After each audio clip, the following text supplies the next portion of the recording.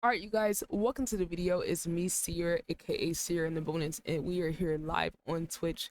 Make sure you guys drop a follow to the Twitch to pull up to the live streams and be here for the reaction and give suggestions. Y'all can also drop some suggestions for other songs, albums in the comments, any deep cuts y'all have.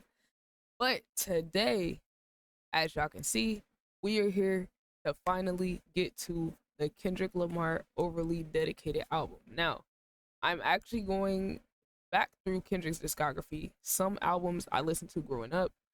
I probably first heard Kendrick during the Good Kid, Mad City era. I think Poetic Justice was on that album, right? But didn't know much about him. I just knew the song. I liked the song. And around 2014, 2015, that's around when I found Kendrick, and I was what, like 13 or 14 during that time. And I remember To Pimp a Butterfly coming out, listening to that album and saying, oh my God, this is one of the best albums. At that time, definitely the best album I ever heard. And I was like, oh my God, this is amazing. Like, I think I probably found J. Cole first, because my mom was listening to Crooked Smile all the time. Kind of got into his discography, and then I found Kendrick. And I believe I went back and listened to Good Kid, Mad City, and To Pimp a Butterfly because I was so obsessed. And then I was waiting for Damn to drop.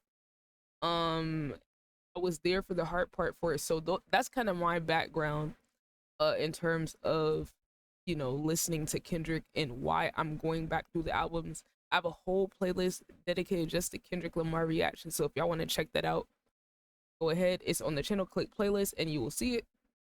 I reacted to a bunch of songs. I'm gonna listen to this unreleased Andre 3000 song. Y'all told me about a song called Corrupted. Now let me know in the comments if y'all have any other songs I need to get to.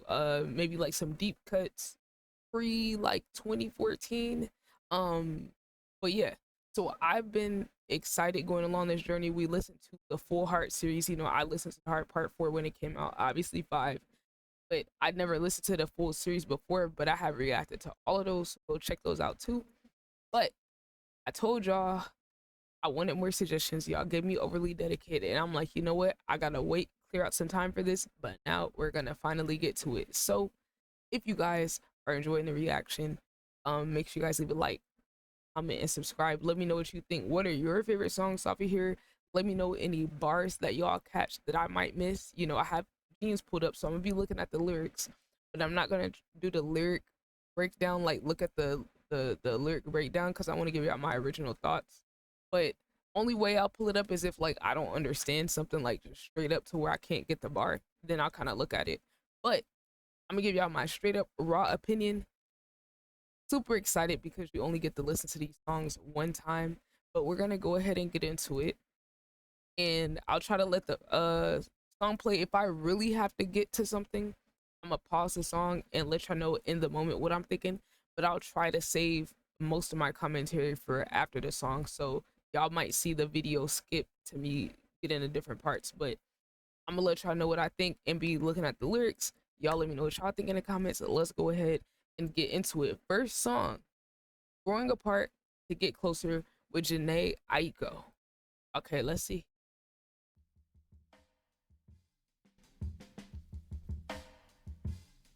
Okay, like this.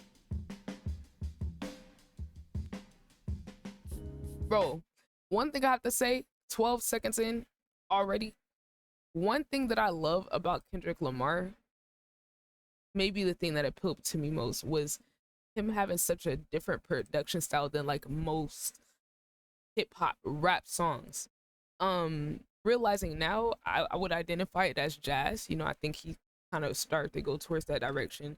I don't know if you would give that style per se to this song in particular, but just listening to this production is like, that's probably one of my favorite things about Kendrick, aside from like his individual ability. I just love the styles of music because it just feels like keeping black music alive. Like, I'm talking about some of the classic music, the blues, the jazz, the neo soul at times, and some of these type of R&B songs he can get on. But that's my first thoughts listening to it off the rip. So let's go ahead and keep playing it.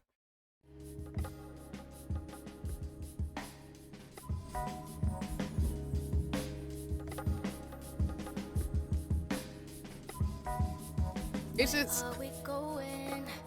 bro, the style is so, it's just so clean, bro. I don't know how else to say it. And then you got Janae's vocals. You could really tell that this is like young Janae. Y'all let me know, how old was Janae Aiko at the time? This was 2013. Yeah, 2013, right? How old was she at this time? She sounds so like, she sounds like a teenager damn near. But oh, see, I'm a yapper. One thing that I'm also thinking, so on top of realizing she's young, I'm just realizing too, because I listened to Born Sinner, J. Cole's album that came out around the same time. And I remember she was on that one. I think it was Sparks Will Fly. Yeah, Sparks Will Fly with J. Cole, I believe. Love that song. And I'm just thinking like, wow, Cole and Kendrick worked with Janae early on in her career. That's amazing. They were both hit for real. Yo, thank you, OG. Appreciate you stopping by.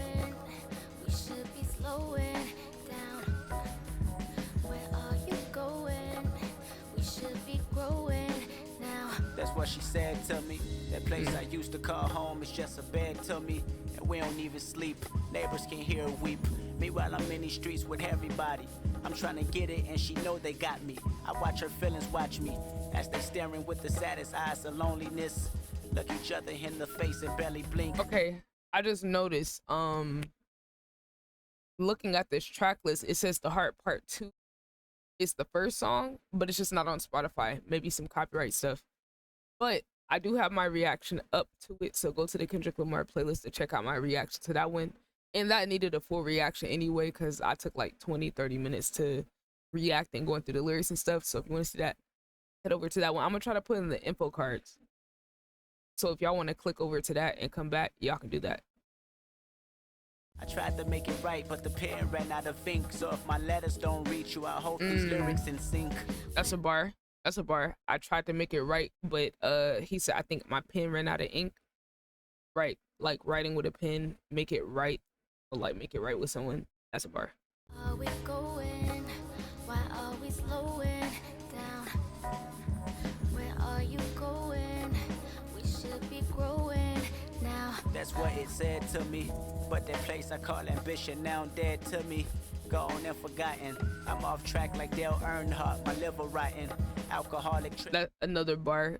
I'm off track like Daryl Earnhardt. Now I don't watch NASCAR racing, but I do know that Dale Earnhardt and then Dale Earnhardt. That's a tough name.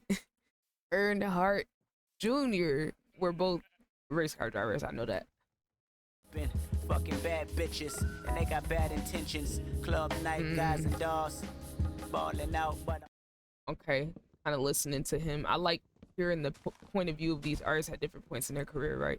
He's talking about, I think he said with some effing bad bitches and they got bad intentions, right? Because you know they're baddies, right? But they're also bad in the sense that they don't necessarily have that person that they're pursuing the best interest at heart. A lot of times trying to get something out of them. I like how he put that though.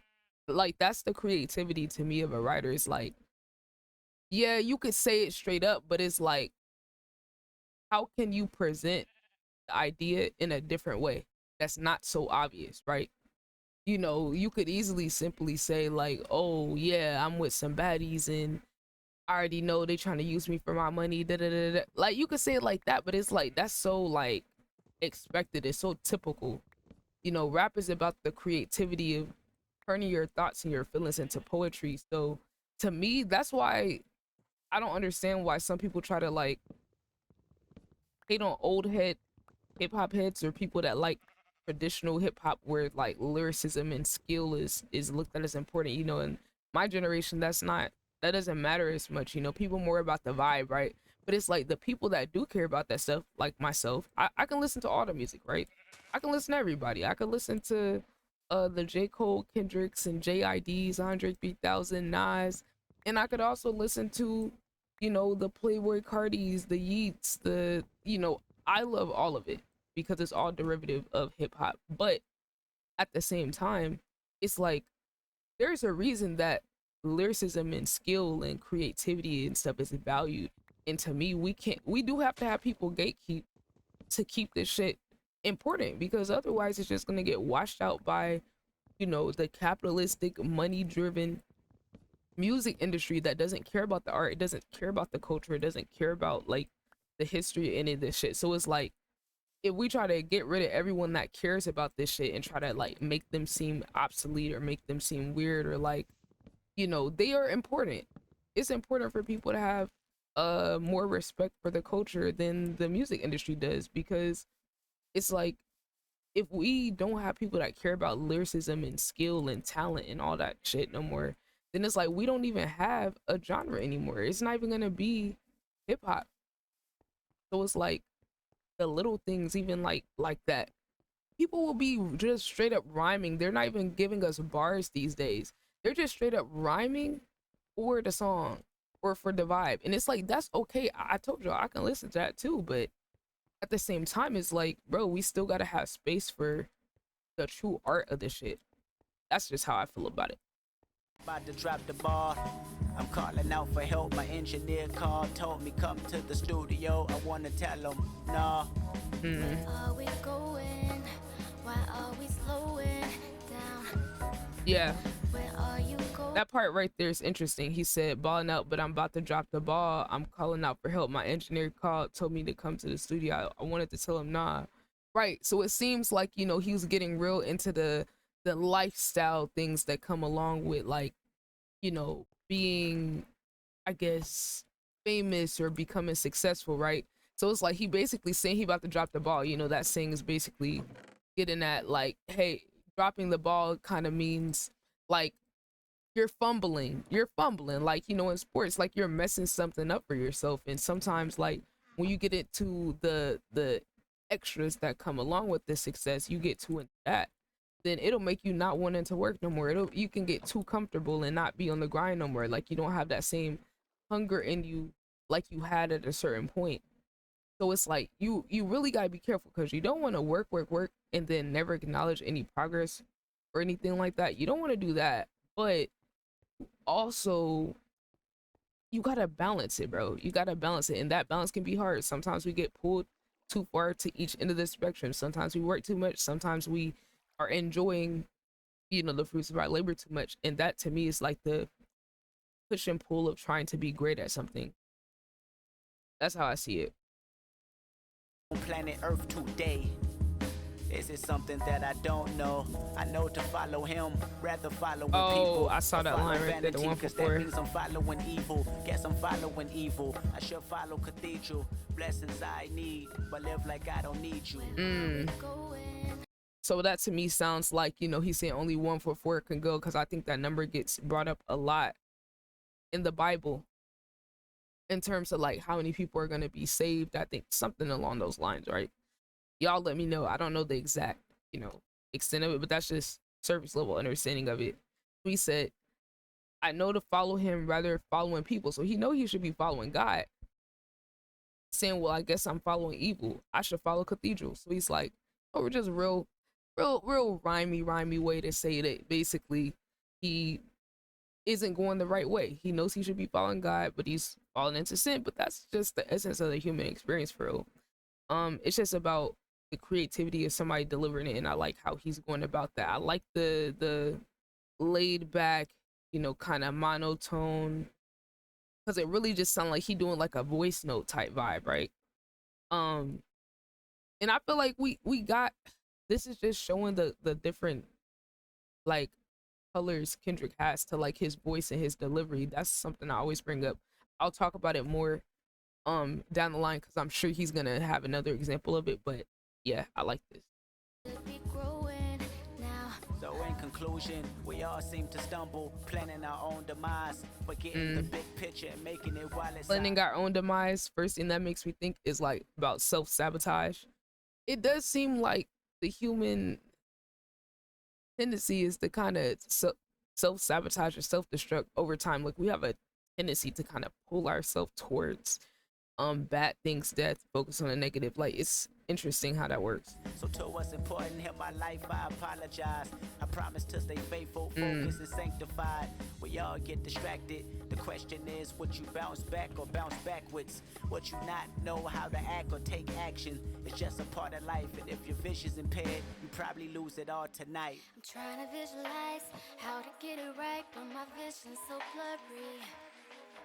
Trying to slow it down, stay close to the ground, but we're always in a hurry now. And if I could make this world spin a little slower, then I would, then we could grow a little closer. I think we're getting closer.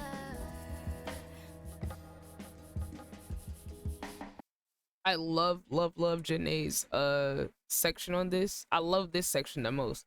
I mean, her on the chorus was already good, but I love this section. That makes it feel like a real collab, because it feels like she's giving a different perspective of what he's saying, but just in a short little outro. I love that. I love that. I think she said everything straight up. That was a great collab right there. Oop, oop, oop. Hold on. It accidentally started already. Ignorance is Bliss, second song. I like that first song. I like that first song. That was a good one. Yeah, I really like that one. Hey, Ignorance is Bliss. Let me put the lyrics up. Wait. Hold on. Wait, this a... Oh, it looks like a lot of the songs are not here. Hold on, because I'm looking at this on Genius, and they have some extra songs. Ooh. Okay, so he has 2 remixes. We can take those off. Night of the Living Junkies. Hold on, because I kind of want to do that one. I might pull that one up on YouTube, y'all. I don't want to skip that. Bear with me, y'all. About to pull it up. Seems like that one didn't make it to Spotify. Okay, let's check this one out. They almost got us. I'm glad I double checked that. Okay, let's do it. Oh Lord, these lyrics. I just don't want the quality to be bad. Let's do it then. Let's do it. Back, YouTube missing out. With the Disney. No cap, YouTube missing out, no cap. Come on over to the Twitch side, drop a follow to the stream. The link's pinned in the comments in the description. Just let me know that you're from YouTube. Oh, this is 2010. Okay, bet. I don't know why I thought this was 2013. I said that earlier. I know somebody already in the comments like, no, that was actually in 2010. Thank you. But, okay, that makes it even more cool. So he was with Janae even before J. Cole. So Kendrick was him. And that makes sense because Janae's from Cali too. Okay, I'm seeing the vision. Let's see Night of the Living Junkies. Let me pull those lyrics up. Let's go, y'all. Let's do it. I remember. Okay. When my uncles served smokers on a laundra in front of our building. They was my heroes. Hey, already that line right there. They was my heroes when my uncle served smoke. Like, say for example, someone like me, right? It's like when you're a kid, you don't have a full grasp of what's going on, right? One of my uncles when I was younger will always give me money, right? All I knew was every time I was around him, he was giving me money. I love being around him. Because who doesn't want to, you know, when you were a little kid, $20 for like $1 million, $40, $50, $100, like that you feel rich. So getting older, I realized, oh, my uncle was a drug dealer. So it's like outside looking in, those people look like, oh, those are the criminals, those are the bad people. And sometimes they can be, sometimes they can be.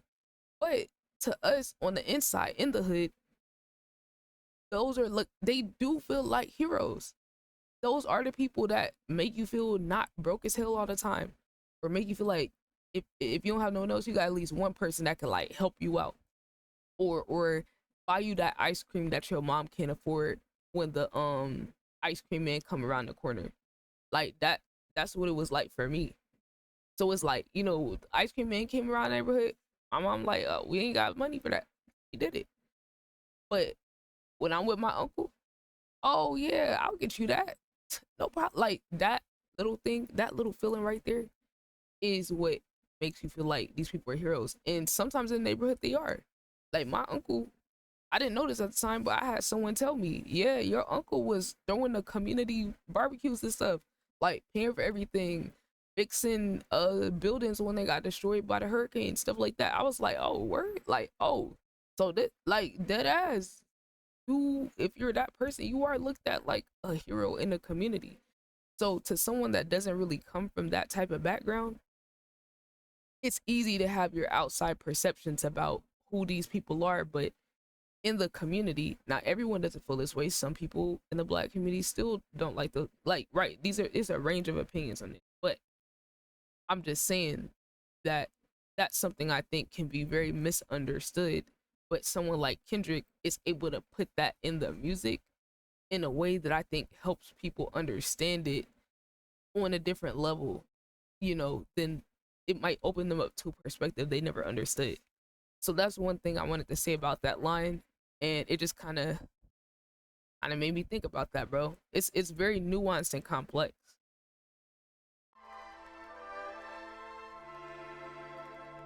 Okay. Lord, forgive me. Kill him, waste stand, then stand over him, shake his hand, then jump back in that minivan. Double back to his block and blam. I ain't backing down for nothing. I'ma back him down like Shaq with this black 223 in my hand. Better pray that this chopper jam like a radio single, man. Police radio signal saying that I'm 187 land. Chat. Imagine I clicked the play button. No, they just spoiled the next song. My bad, y'all. Click play. I'm like, why are these lyrics not matching? Because I clicked play on the Spotify. My bad. I'm like, what? These lyrics do not match. We were on track the first time. See, y'all seeing the real mistakes. This is what it's like to actually be. No edits. No edits. No edits. We not editing this out. This the real.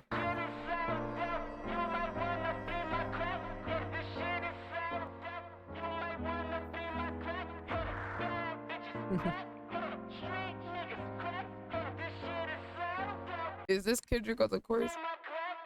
And that's scary to me. Dope beat, dope flow. Very to me, especially when sound wave is on his P's. Nigga, cue me in. Oh, sound wave on this production? Yeah. Wait, y'all, let me know. Kendrick fans, I know y'all gonna know.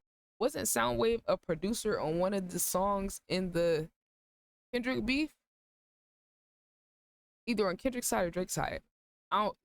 I swear when I looked up these song lyrics, I saw his name on one of those songs, but I don't remember which one. Peruvian drug lord, don't fast forward, I'ma serve you some keys. This is crack cocaine, I'm Kirko.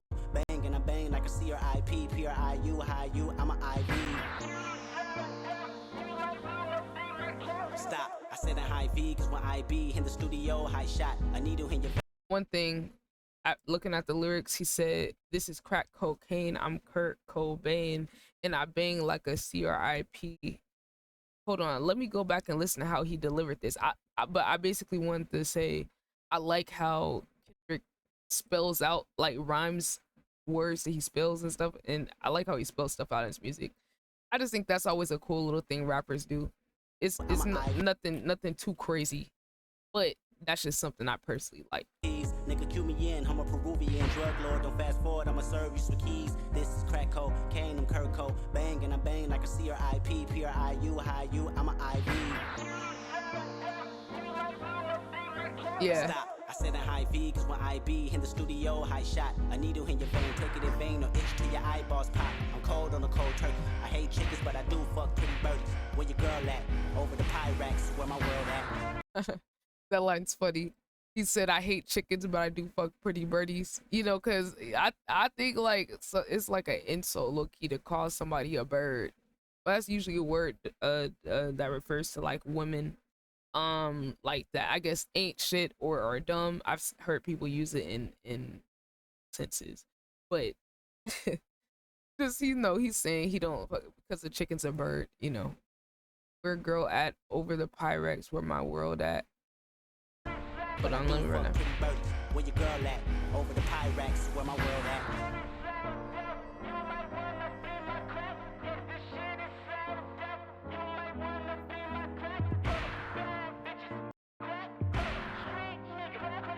I like this. I like this chorus. I can tell. I think this is Kendrick at this point. To me, heavy listener, his strawberry to me.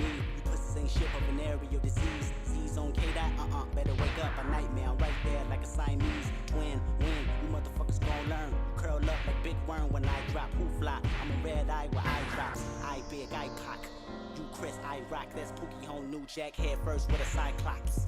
I'm the first one to do that. I bet you never knew that. Back like a tailbone. Who you got the tail on? If it ain't about me, about whole D, about face. If you ain't on higher, learn it. The soda in the pot and the fire, burn it.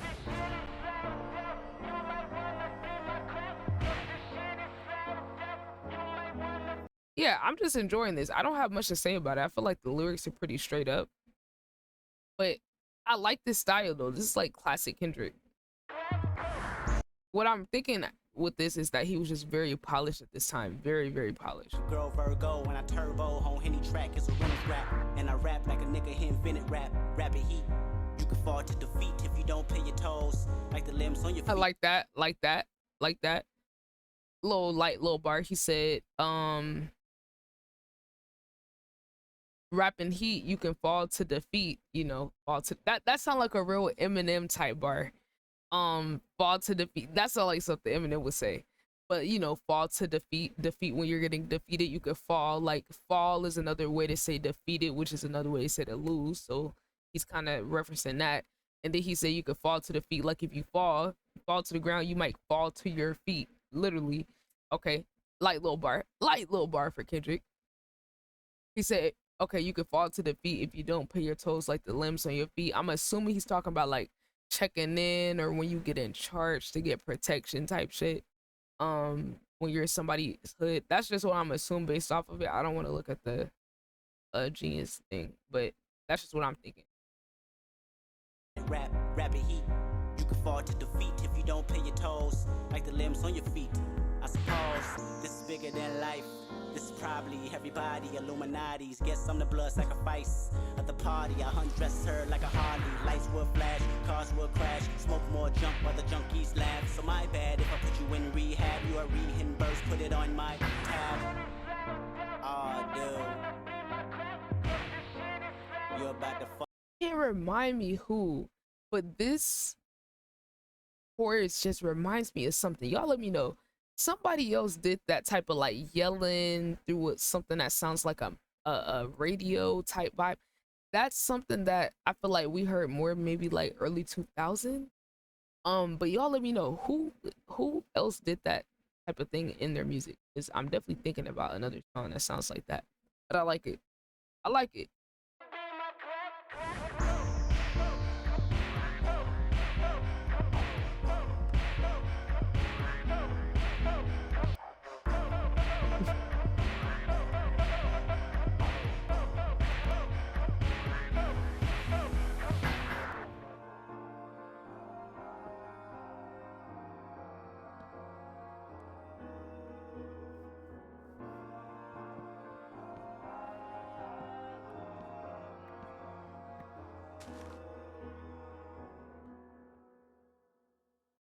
Like the vocals at the end. I like the vocals at the end. I like that. Let's go back on Ignorance is Bliss. So, or yeah, that's the second one. Hold on, let me make sure they're not getting us with any other songs that's not here. But I like that. I like that song. I'm glad I made sure to listen to that one. So it looks like on here for Genius, the next song is P1 P5. And I actually don't see Ignorance is Bliss on this list until track number 8. So, interesting. So I'm gonna go with the Genius version because they seem to have it in the right order. I don't know why Ignorance is Bliss is number 2 on this one, but we're gonna skip and go to P and P 1.5, and then we're gonna spin back to Ignorance is Bliss. Gina. Yeah, that's crazy. I'm not sure why that's the case. Like, look at this, y'all. So y'all can see what I'm seeing. Look at this. We got the Heart Part 2, Growing Apart to Get Closer. We heard that one. That was the first one on Spotify. Number 3, Night of the Living Junkies. We have to go to YouTube for that one. Then it has P&P. I hope I'm not listening in the wrong order. I really do care about the order of the albums. I like the experience of songs and the way that they're sequenced. So I'm going to just trust that Genius got it right. And we're going to go listen to this one. And this has Absol. Nice, nice. Okay, I'm interested to hear what early Absol was sounding like. All right, we got the lyrics put up. Let's do it, y'all. I don't have no money. I don't have no energy. Love the skit. Love the skit already. I'm ass out. I'm going through something right now. I told you. Oh, this sounds like a little clip from a movie or something. Oh, what up, oh, oh, what up? I said, oh, what up, oh, oh, what up? I said, oh, what up, oh, oh, what up? Well, alright, I'm going through something with life. But pussy and Patron make you feel alright. Whoa. Off the rip. What? I don't think I ever heard a Kendrick song like this before. This definitely gives like 2000s R&B hip hop / rap type song. Like, oh, something I would hear like a R&B dude do. Like, what? Okay, now look, y'all. Obviously, being a Kendrick fan, like 2014 and after, I've heard Kendrick on like R&B type songs, right? So it's not like shocking, but this particular style is very like nostalgic, and I haven't quite heard Kendrick on this style of R&B song, but I like it though. This is a good surprise though.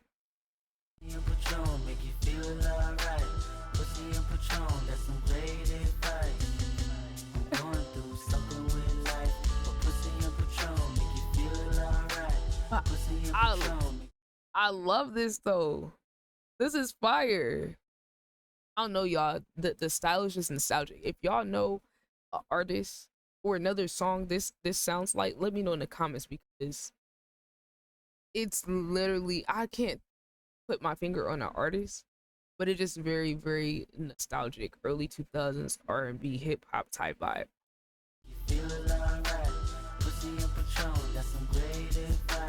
Welcome to my diary. Stressing got me gray hair. Something to inspire me rather than society's woes. Let me go, let me shine a little bit, love. I want diamonds too. Ronnie on Players Club. I used to have a 9 to 5 fresh out of school. That was 05. That bitch was racist. Ooh, I love that.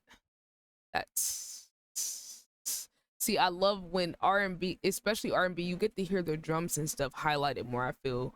But I have a thing for that, where like someone just hitting that a symbol, whatever that is, up there on the drums. To me, it just adds such a nice vibe. It adds like a nice little smooth vibe to it. But to me, I just love the instrument altogether. I think I hear a guitar in here, right? I hear keyboard. I hear keyboard, piano.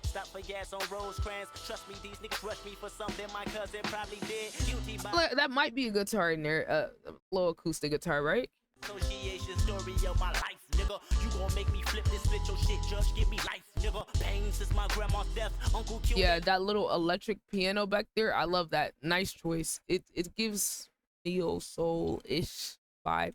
Section 80, this is Overly Dedicated. So close within the same range. We're vibing, bro. We're on song number, I can't even keep up. But yeah, we're listening to P&P 1.5. Song is fire. This might be my favorite one so far. I think it's safe to say it's my favorite one so far. I just love this style. I love this style.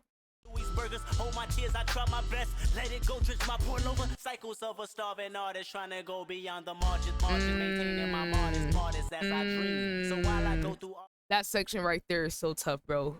That section right there is so tough. We gotta run that back. I'm not gonna lie, we gotta run that section back.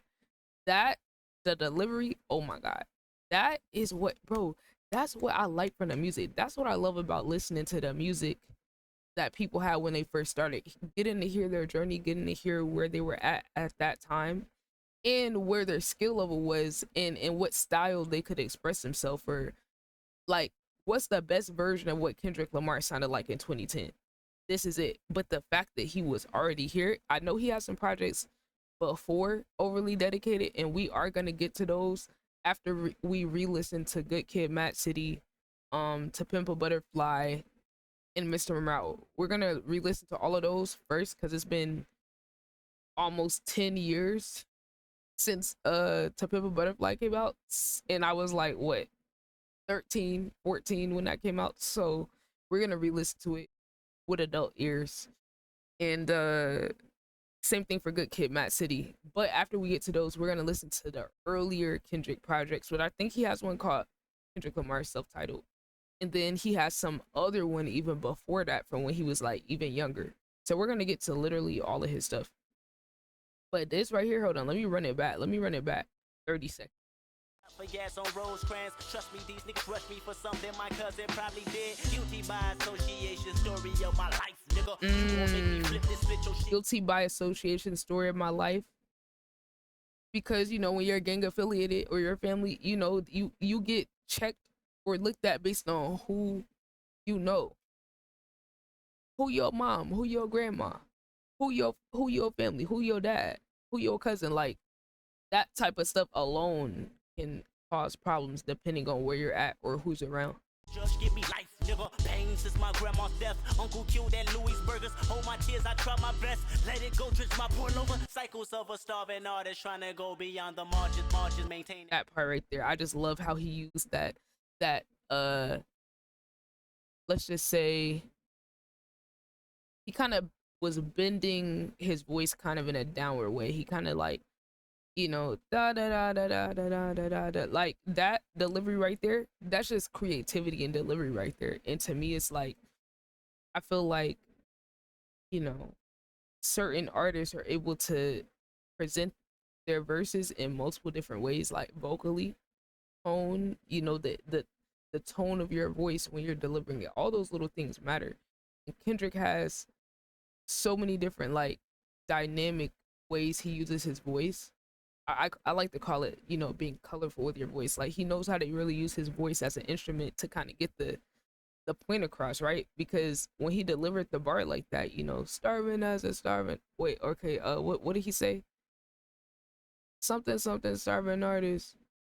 You know, like that's just, it's just a, to me, it conveys more than just the words. Like the way he's able to deliver it with his tone gives more than just what the lyrics say. It kind of like conveys the emotion that he feels at the same way. Like it's exhausting. It's something that's draining. It's like, see, this is what I gotta deal with type vibe, right? So that's what I'm getting from it, and I love it. Pain since my grandma's death. Uncle killed at Louis Burgers. Hold my tears, I try my best. Let it go, drench my pour over. Cycles of a starving artist. Right, cycles of a starving artist. Margins, maintaining my martyrs. And I like that too, right? Cycles of a starving artist. Trying to go beyond the margins. So it's like you're trying to go outside the box. You're trying to do something a lot of people haven't done. So it's something a lot of people can't relate to because most people try to stay within the margins, which you could consider like doing something that's more safe, more stable. You know, that's where everyone gets pushed to for good reasons, right? But it's like when you have something, when you know you have something, you really want to go for it. When you know you got something, it's hard for you to just give that shit up. Where it's like, bro, I know this not gonna make me a lot of money, but I'm good at this. I know I can do it. And it's like the whole world's telling you, nah, get back within the margins, you know, as he put it. But you still trying to go outside that shit. So it's like, it's a very isolating journey. That's why it's good to have people around you who got your back, you know, really support you, because that's the only way you're ever gonna get there. That's our dream. So while I go through all this bullshit, what you call it, life itself, I know what helps. Let me scroll through my BlackBerry. Hey, what's up, Daddy? Uh-oh. Okay, so he said, I know what's gonna help. Let me scroll through my BlackBerry. So it's like that coping mechanisms, alcohol, drugs, sex, like those are the ways people cope with it. Yeah, legit. But pussy and Patron make you feel alright. Pussy and Patron make you feel alright. Pussy and Patron, that's some great advice. Okay, I gotta pull the lyrics up. I gotta pull more lyrics up because they didn't give me the full lyrics on Genius.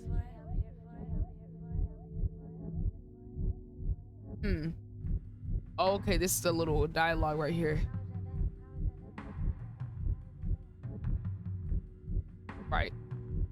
And of course, the name of the song telling us kind of what he thinks about it. You know, these are his vices. Patron, give me that. Once you give me that, once again it's on. Bitch, I'm swagged up. Hoes popping when I'm off the school, coming down clean. Tell your baby mama what it do, where your friends at. I got long dick, what it is, gon' poke it out. Situate your little positives. How I live, big shot on my grind already. I'ma lay it down like a carpenter when you let. Right, so he's kind of just talking his shit to the girl.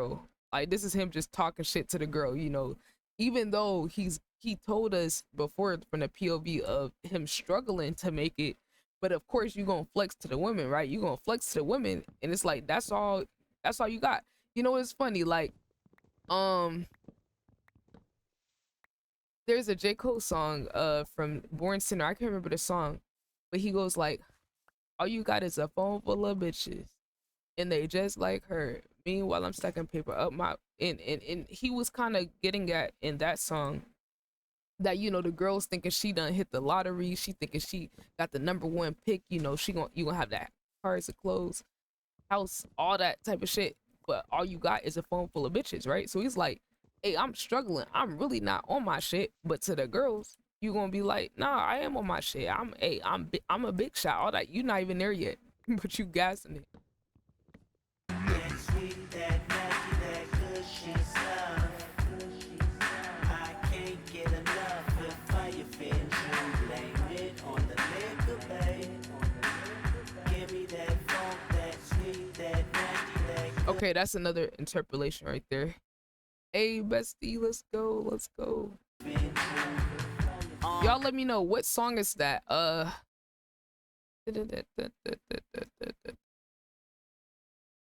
I can't remember that song, y'all. I know the song, but I can't think of what that song is. That's an interpolation, though. It's a classic song. I wrote this song when Dave drove home and caught that flat in the main G flats, and it made me think if we only could blink to change locations where we at. We often get lost in the alcohol bottle and attempt to ignore pain, problem, and sorrow just for a minute. Then back to the bullshit, your car no do, and you about to get evicted. Two drugs you need, Patron, pussy, make you True. So he's saying, you know, we often turn to the alcohol bottle or other drugs.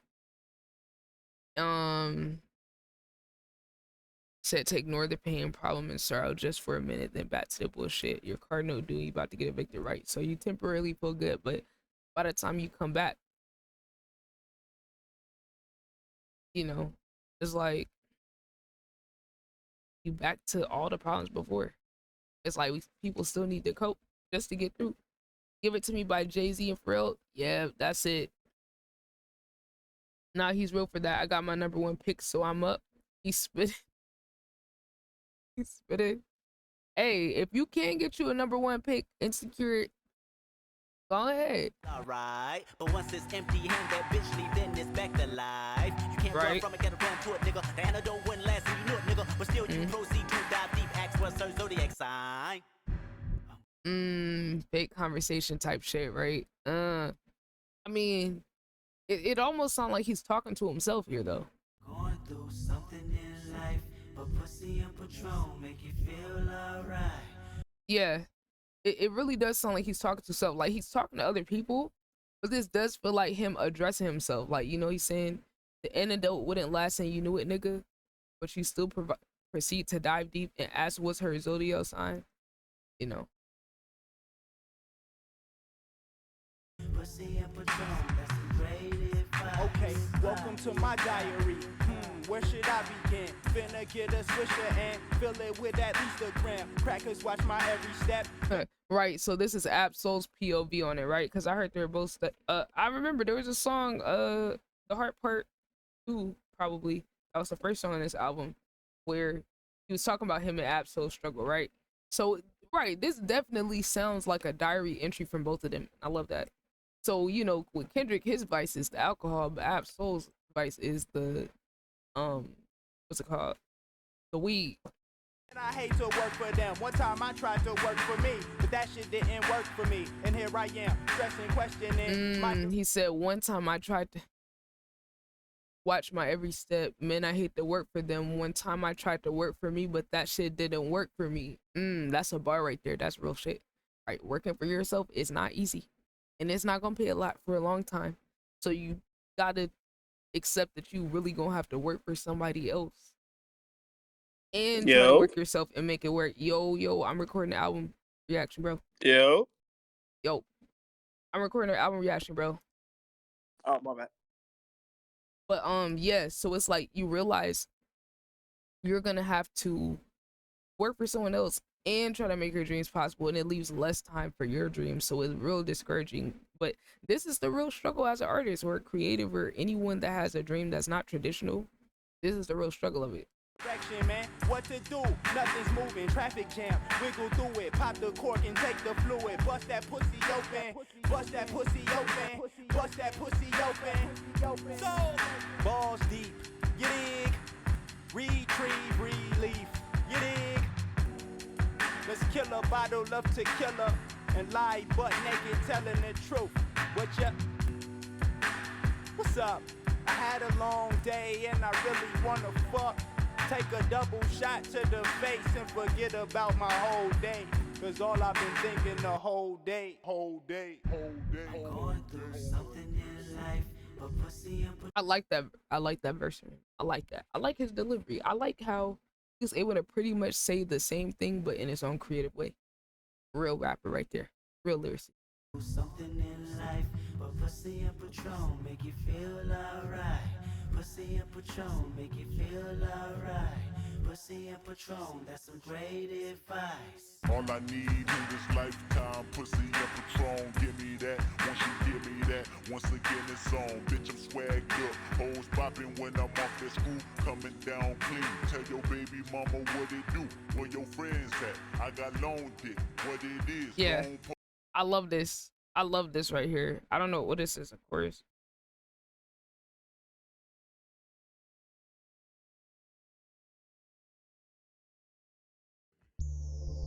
Yo, fire.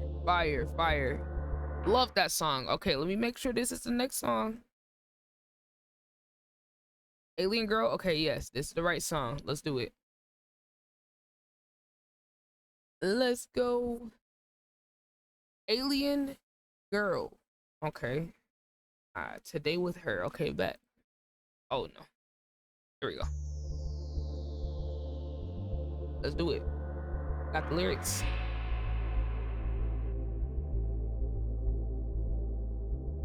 Okay, Schoolboy Q on this. Nice. I already like the instrumental. Beyonce, Alicia Keys, Halle Berry, Miss Jolie, where she's from, no idea. Oh no, nope. I'm sorry. I'm looking at the wrong lyrics. Wrong. I was still in the lyrics from the other song. Bet. Soundwave produced this too. Bet. All right, bet.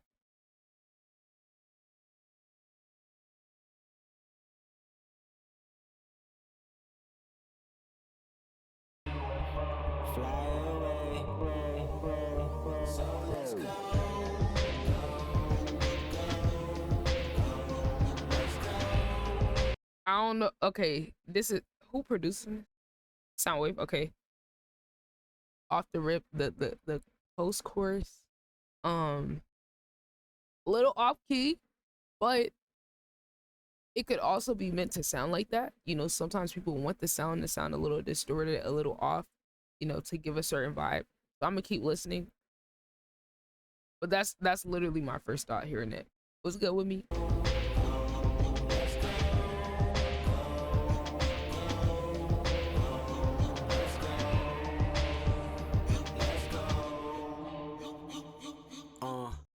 Oh, really? He was doing that little you sound since way back then? I didn't realize that. Okay, he had another song, Kendrick fans. I know y'all got me. What's the other song where he does that? It was Damn Era between. I feel like it was Damn Era. I mean, he probably has more songs when he does it, but I know there's later Kendrick where he used that same little thing in the background of the song. I can literally imagine the song, but not the name right now. Y'all let me know. She got me going, I'm all in. Okay. Stories, I fall in. Black Panther album. Well, he did it more than once. You been, is it planet Mars? Far beyond the stars, are you a Martian? You're unfamiliar, but still I feel ya. Energy is sending me toward the ceiling. I'm high now. I like that. That other voice, the female perspective in there. How it's kind of like a, call and response type vibe. It's all through there. Jig is up. He did it. Yeah. Okay. It seemed like that must just be like a signature of his. I didn't know it went that far back. To 2010. But yeah, I like that little dialogue. At this listening to the Kanye album, I just love number one, skits and albums. Number two, when there's different points of view in the same song, especially with a collaborator or another artist or whatever. So in the instrumental, as for the production, it definitely gives like alien outer space type vibe. Are you up there? If you was, I would climb every other stair. I gotta stare. I mean, wow, and I'm wild. No one compares. A one-on-one.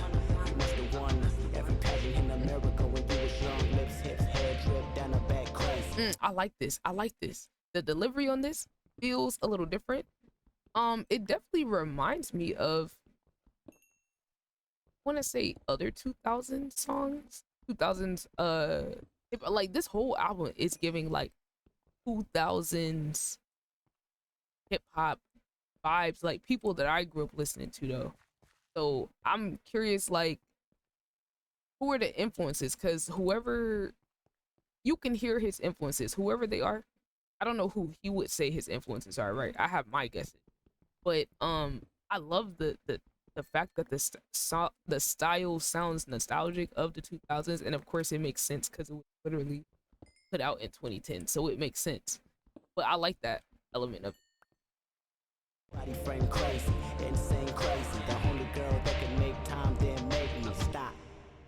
She look better than Beyonce, Alicia Keys, Halle Berry. That line right there is funny too. She look better than Beyonce. Because the only reason I'm saying it's funny is because I realized he actually has a song.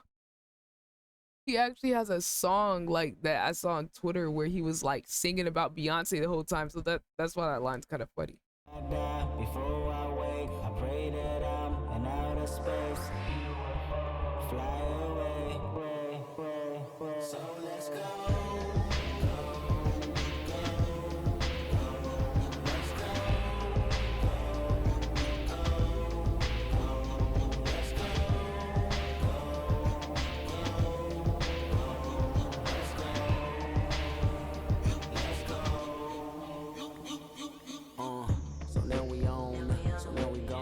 Okay, so now after hearing that post chorus again, it has me feeling like it's intentionally tuned that way.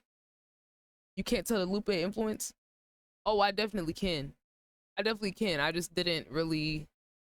I want to sit there and name all the different people, right? Because it's about 3 or 4 different people I'm thinking off the top.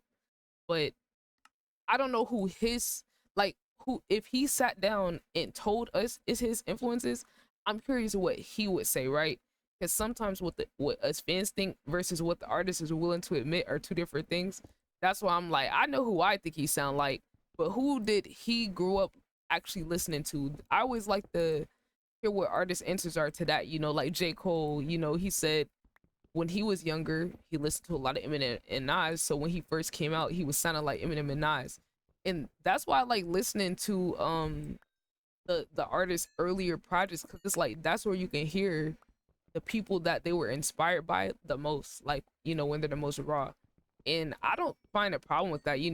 I could imagine first starting out as an artist, you don't want to get told you sound like no one else.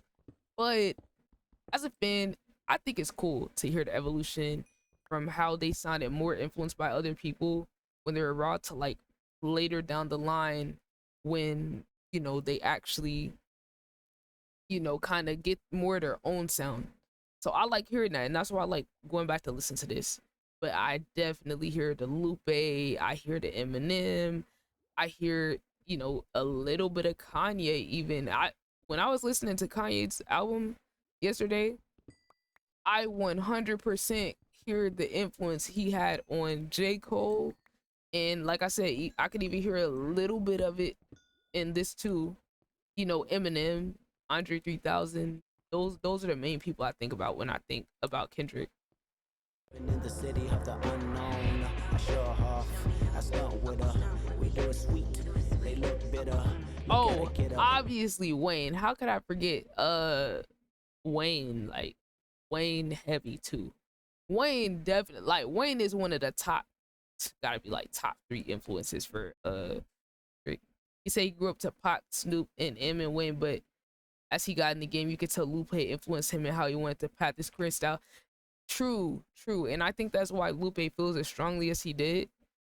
I don't know if he get the credit as much as some of the other guys with how he's influenced some of these dudes. You could say like Lupe influenced Cole to some extent too.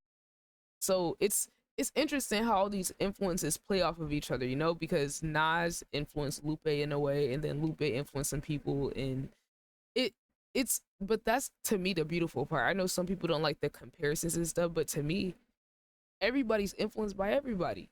Like you could always track somebody's style back to this like, but to me that's the beauty of it. I don't really see a problem with it. I hear him say, why him? I hear him hate. I laugh at it rather than jab at it. Then continue eternal life as a crack addict. Cause I'm addicted. And you the drug. Cold turkey. No sir. Gotta be an odyssey from. I like that. I like that. That's one of the examples of I always talk about how Kendrick is able to, like, he has this ability to recognize how to play around with the tone of words to make them rhyme even when they traditionally wouldn't rhyme, right? That's not skill everybody can do, especially not at this level. You know, there's other rappers who can do it. Eminem's another big example. Someone's able to like bend the words and stuff like that and play around with them to make it rhyme, you know, based on the delivery, right? So he said, because I'm addicted and you the drug, cold turkey, no sir. He said, no sir. You know, there's a way of people saying that is a regional thing. Some people say it like that. I feel like I hear it a lot in the South. But I'm sure everywhere around the country, that's a way some people say no sir, some people say no sir, some people can say both, but it's just like having the ability to like be like, okay, I still want to say it like this, but I can't say it directly. I can't say you the drug and then no sir, that's not gonna rhyme, but I could make it no sir and make it rhyme with drug. Like that's something Kendrick so good. You thought he said no cold turkey, no sub. That's funny, bro. That's funny. Definite, no, probably. I gotta give it up. Lips, hips, hair drip down her back, crazy. Body frame crazy. Insane crazy. The only girl that can make time that make me. Oh, I love that. I love that, right? First of all, I love that lips, hips, hair drip down her back, or however he said it. Lips, hips, hair drip. That part alone, I love how he said that. I love that. Just, it sounds good. And then I like how he threw the crazy in there. You know, body frame crazy, insane crazy. So I like how he did that. He got a lot of, I like how he used his pre-chorus and post-chorus and all types of stuff. I like how he used that in there. You know, like we don't see a lot of artists use like pre-chorus, post-chorus. That's a real, like, I don't want to say old school necessarily, but like that was very common in the, speaking of times I'm aware of, right? You guys can let me know if it happened before, what songs, eras you remember happening. But for music, I hear 2000s, 90s a lot. And then after that, it started getting faded out. So it's cool to hear it. Yo, what's good, your mama's type? We're just reacting to this Kendrick Lamar album. We are on the song Alien Girl, and I'm just giving my breakdown. Okay. Yeah, this is, Yo, I like this one. I like this one. I didn't know how I was gonna feel about it at first, but I like it. Fly away. So let's go.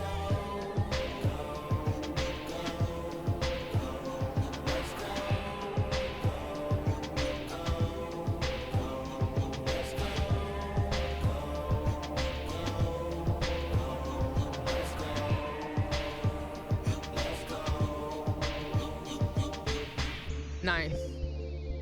You I like something that. different. I like that little sound in the back. It's like, it sounds like, I don't know, like some type of outer space sound, like a little beep sound. I just love when producers like layer in other stuff in there to really like round out the vibe and really match the vibe of what the song is supposed to be. The producer, I think Soundwave produced that. I think they said Soundwave produced that one. So yeah, I love that. I love that. I got to figure out what song Soundwave produced for Kendrick during this beef though. I definitely remember it. I wonder which song it was. I'm glad I found you.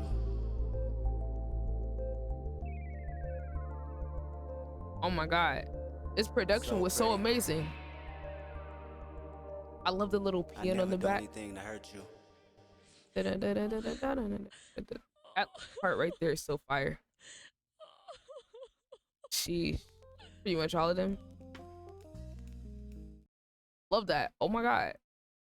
That was a fire song. Okay, this one is Opposites Attract. Tomorrow Without Her. Ooh. Wait, is this the opposite side of it? Okay, let's see. I like this vibe. Hold on, it's giving it like little neo soul type vibe. I love the pianos here. I love the pianos, the keyboards. Yeah. Yeah. Yeah. We hurt people that love us, love people that hurt us, hurt people that love us, love people. I'm inspired, so get inspired. And so he said, why you gotta be so kind-hearted? Why you couldn't be a kind artist? Why you couldn't be mischievous or just a little devious the moment that we first started? Why you never asked for nothing, just a little time? Why you let me So he said, why you, oh. Okay. At first I was gonna ask a question, but I think I get it now. So he said, why you gotta be so kind-hearted? Why you couldn't be a kind artist? Why you couldn't be mischievous or just a little devious the moment that we first started? So off the rip, I'm gonna just make a guess what it's about, and then we're gonna see. Just off of that, I feel like he's getting at like maybe there's a girl he likes, and it would be easier if she was like a bad girl or somebody that was conniving or something like that, so he could justify, you know, probably treating her wrong, doing her dirty, or it would make it easier to be a fuck nigga, you know, so to speak, if it wasn't a good girl. So that's just what I'm thinking, you know, because he's listing all the things that could be possible problems with a woman, but he's saying she not that type of person. But if she was, it would be easier to be on the bullshit that he's on, because he could justify like, oh, she's a con artist, she's mischievous, you know, she's devious, you know, she's mean, she's asshole, like, you know what I'm saying? That's what I'm thinking. use yours cause I don't got mines? Why you always lift me up when I'm completely giving up? And when niggas holler what's up, you give a dry response. Why you giving me your last knowing you ain't got it?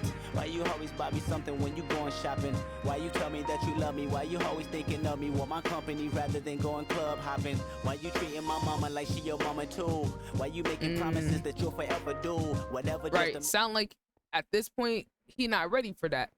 Oh my god, look y'all, I'm a J. Cole and Kendrick fan, so I can't help but draw the parallels between their music around this time, because this definitely reminds me of a J. Cole song where I might butcher the lyrics, but long story short, what he was getting at in that song was like, and this was on same album, Born Sinner, 2013, where he was talking about, you know, you want to go be a hoe on the road and stuff, like that's the guy, but you got a nice girl at home, you got a good girl at home, you know, she cooking meals, she ready for you when you coming back, and you out on the road cheating on her, all that, but you know you can come back to her, you know. He was like, there was one line in there where he was like, when you no longer Superman, at least you know you got Lois Lane, you know. So he's saying to the world, you know, out with the hus, you know, when you out with the guys, when you're performing, you're supposed to be that guy. You're supposed to be Superman. But you know, having a girl that's stable and a good girl at home, it's like, you know, I remember he had a line in there that was like, with a good girl at home folding clothes and shit, you cheating on her, but she knows the shit. Like, so she know you cheating and shit, but she's still at home folding clothes, doing all the stuff. And then ironically, he makes a song called "Folding Clothes" on the For Your Eyes Only album. So like, that's when he got his wife and made a song about folding clothes for her. So that's an interesting little parallel. But I said that to say, it seems like that's what a lot of young guys in that position would be thinking at the time, right? Like, you want that type of woman, but then you got that type of woman and then you screwing her over. Like, you cheated on her, you doing all types of fuck shit, and then you feel bad. So it's interesting. I like the perspective that Kendrick's coming at it from, because it's like, usually we hear someone complaining about what someone is in a song. He's complaining about why she isn't that way to convey something else. So that, I think that's a really creative like way to deliver the topic. All right, let's run it back a little bit. Me, why you always thinking of me, want my company rather than going club hopping? Why you treating my mama like she your mama too? Why you making promises that you'll forever do whatever just to make me happy, wanting us to have a family? These are exactly the reasons why I cheat on you. Sometimes Yeah. I could already see where he's going with that. Damn. And of course that other part of it, you know, hate people that love us, love people that hate us, right? It's so sick. So sick how the human mind wants, you know, things are too good. And this is where the self-sabotage comes in at, because it's like, you could have something good, but if you're not used to having good things, you might sabotage something that is good because you're so used to the negative things. So you're being attracted to what your mind and your body are used to. And that could screw over good relationships or situations that you have. Sometimes I feel we share nothing in common, it ain't fair. But where do we seem to fall? Where do we seem to fall? Tender love and care. Once upon a time, we was there. And so she said, why you gotta be so mean to me? Why you don't know what you mean to me? Why you always playing games? Why I feel like you ashamed? How in public curse me out and make a scenery? Why you got other bitches rolling their eyes at me? Why text messages popping up saying hi daddy? Dang. Okay, so now he's giving a perspective of what she's saying to him. And I liked how he flipped that, because he was asking the questions like, why you gotta be this way, to her, and now he's giving us her POV. Now this is something I feel like Kendrick has grown a lot with, listening to how he's delivering this, right? So he flipped to her perspective, but he's still speaking from his voice. That makes sense, right? He's not complete. He's telling us what she's saying, but over the years, he got way better at delivering the other person's perspective truly from their perspective. And I think a good example of that is "We Cry Together." You know, I'm sure he wrote that, you know, from both perspectives and had someone else perform it, right?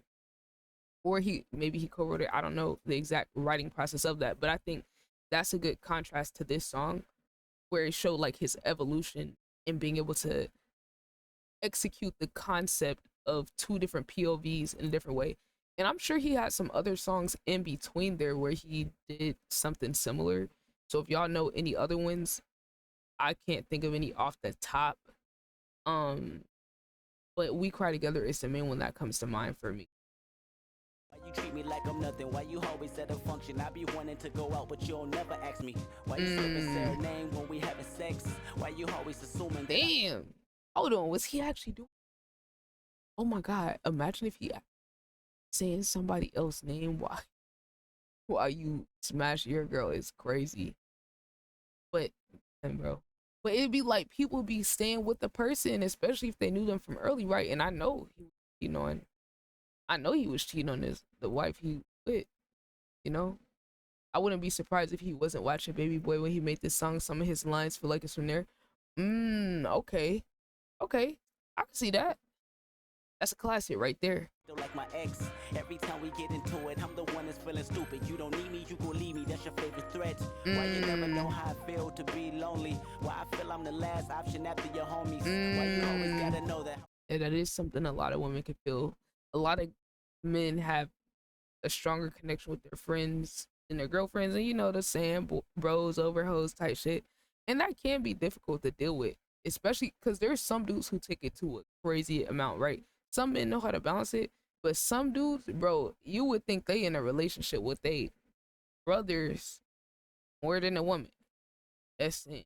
Some, like, everyone's not, doesn't handle it the same, but some dudes are definitely OD with it, to where they make it seem like you a stranger compared to their friends. It's like, yes, you gotta have loyalty to the dudes who was there first. Sometimes dudes also be trying to sabotage their friends though. People don't be real. Some of these dudes do not be wanting their friends to have relationships. I'm just saying. I never let you go, even though you get violent and put your hands on me. Sometimes. Oh. So I think this could be one of those songs. I think this could be one of those songs where he's going between his perspective and a hypothetical scenario, or basing it off something like Tom said could be.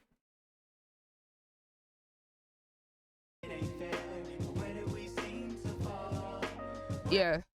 Yeah, it feels like it could be a mixture, you know, like J. Cole's For Your Eyes Only album was like that, where you can't really tell where it was his perspective, someone else's, or sometimes these guys are talking conceptually, or they create a scenario to explain something, you know, or to get a point across. So it's not always their perspective straight up. She loves me, so she clings to me, even when I want to be left alone.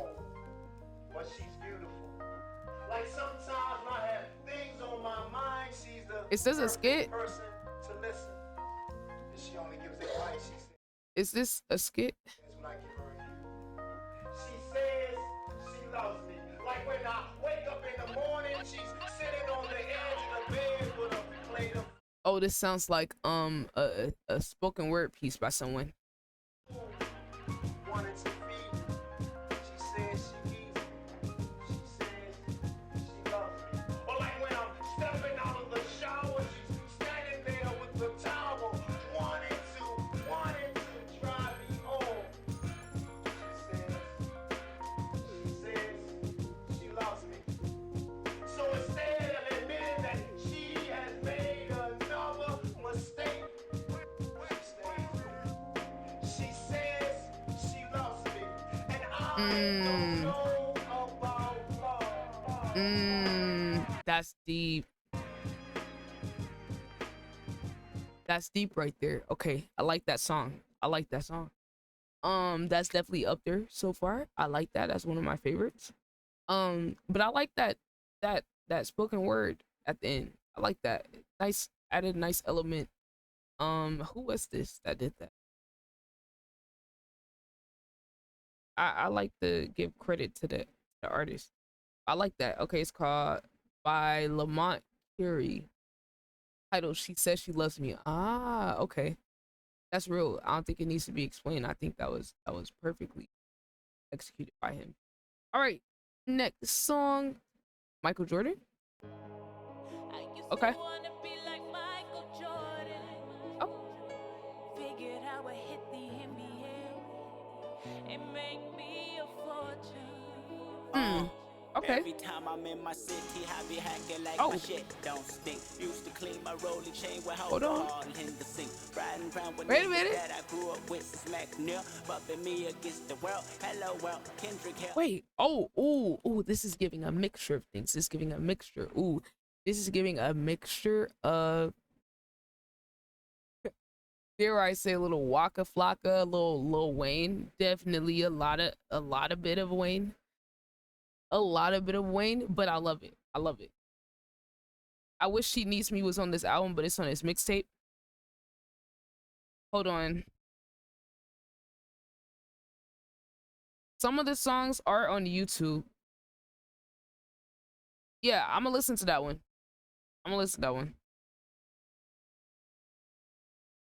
I've been listening to the other ones in between. Let's do it. And I'm too much for these niggas. I'm too much for these hoes. I'm too much for these niggas. I'm too much for these hoes. I'm too much for these niggas. I'm too I like much that. for these hoes. Wayne told me that, and that's just how it goes. Bro, I knew that was Wayne. Bro, I was about to say, I was literally about to pause and be like, yo, that lyric is so Wayne coded. But that makes sense. Jordan. Bounce, bounce, ho. Bounce, bounce. This shit make a nigga wanna get some bread or bust a head or fuck my enemies, bitch. Acting bad and getting rich. Pull up on them 26s, I'm a vanity slave. I'm a sinner, Jesus Christ, please forgive me for my ways. Bro, I love this instrumental. The mixing is a little off. I like the rawness of the beat. But it's so Wayne coded. Like, does this sample a Wayne song? Like, this is literally like Lil Wayne reincarnated. I don't know why your bitch wanna fuck me. And I don't know why you fuck niggas can't see. I'm a Comptown, represent a concrete backflipper, aka that nigga. Don't worry, I don't know why your bitch wanna fuck me. And I don't know why you fuck niggas can't see. This is high power, just the Eddie Bauer. I've been popular, I'm popping now. Every other hour, paparazzi come, you jocking her. Let her be a hoe, why you stopping her? We stopping the He said you jocking him. Let her be a hoe. Why you stopping her? What you know about them hockey pucks, skating on them? Why you hating on them? You should learn from them. Seen too many y'all getting money. Know my turn coming. I don't know why your bitch wanna fuck me. And I don't know why. Hey, wait a minute. Every time I'm in my city, I be feeling like my shit don't stink. Used to clean my rolly chain with alcohol in the sink. Riding around with niggas. What you know about the hockey pucks? Hey, I know they be sliding across the ice. That I grew up with some smack near, bumping me against the world. Hello world, Kendrick here, and I'm too much for these niggas. I'm too much for these hoes. I'm too much for these niggas. I'm too much. Bro, I love this, bro. I love this one. Okay, this one's definitely, I like this one better than the last one. So if we had to swap spots, this definitely goes a spot up, and the last song a spot down. Bitch, that makes me too much for these niggas. I'm too much for these hoes. Wayne told me that, and that's just how it goes. Man, the game chose me, what am I to do? Only thing I did wrong was make it possible. I diddy bop and make them titties pop. Out they on my bumper like a city cop. Walking out of Fred Siegel, put my girl on it. I'm not gonna lie, Genius definitely has these lyrics out of order. They do not have the full lyrics. I'm gonna have to just Google them. Fat probably set the world on it. Ayy, pussy crazy, pussy crazy. You fuck niggas, you pussies crazy. Man, I know I can't tell you about the world, homie.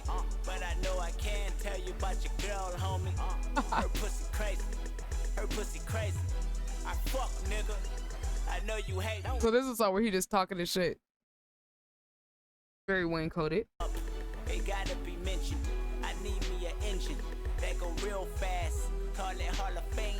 Once it hard ass. Give me tall. I like, that's another, bro. Even his bars are like Lil Wayne type bars. Like, that is a Wayne type. Call it Hall of Fame.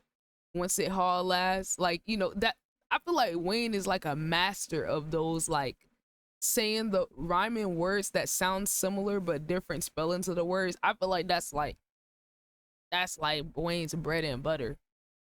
So it's interesting how, like, he obviously knows this is a Wayne influence type song. You know, to me, this is like kind of paying homage, right? But at the same time, it's cool to see someone make a song in the style of another artist, but it still sound original to them. I think that's what he's. Coconuts a rock. Please no soda pop. Turn it up. I make my solar pop. Life's a bitch. Her pussy crazy, but I make that pussy pay me. Every time I'm in my city, I be feeling like my shit don't stink. Used to clean my rolly chain with alcohol in the sink. Riding around with niggas that I grew up with since smack near. Bumping me against the world. Hello world, Kendrick here. And I'm too much for these niggas. I'm too much for these hoes. I'm too much for these niggas. I'm too much for these hoes. I'm too much for these niggas. I'm too much for these hoes. Wayne told me that, and that's just how it goes. Michael Jordan, bitch. Michael Jordan, bitch. Michael Jordan, bitch. Now I'm thinking about it. It's like I like how he just said Michael Jordan, bitch, like over and over again. I remember tripping, walking through the set like my Glock. Like he not even saying nothing for real. Like he, the bar is Michael Jordan. Like his name alone is the bar. It's kind of funny. Grandma in the Schoolboy kitchen, Q. neck bones in the sink. I don't know why. Oh my God! Shout out to Neck Bones. Oh my, bro, can we get a round of applause for Neck Bones? Yo, Neck Bones are amazing. I love Neck Bones. Wanna Proceed. fuck me, and I don't know why you sucker niggas can't see. I'm from Hoover, man. How you Superman? Shit, you lowest lane. You pussy, man. With the pussy gang. Shit, we off the chain. We poppin' name. Fortune not the fame. Shit, you backwards, man. You chasing hoes. We replacing those. Bagging past them hoes. You brought the chose. Guess she moving on. Yep, we do it wrong. We fuck the homes. Fuck the center home. Marijuana strong. You know I'm gone. Turn my swagger on. And my swag enough. My paper long. Yep, you left alone. You get no fucks. Leaning off the activus. Passing blunts round and round. Told me Mary was a go. So we passed around and round. Yo, bitch text me once and now. So I had to knock her down. Her bouncing on my ball. Slinging dick up from the mouth. You let it slide. I hit home runs. Clean her dug out till I'm done. I can be your number 2 and you can be her number 1. Her pussy. He said I could be her number 2 and you could be her number 1. That's, yo, these dudes are so sleazy, bro. They're so sleazy.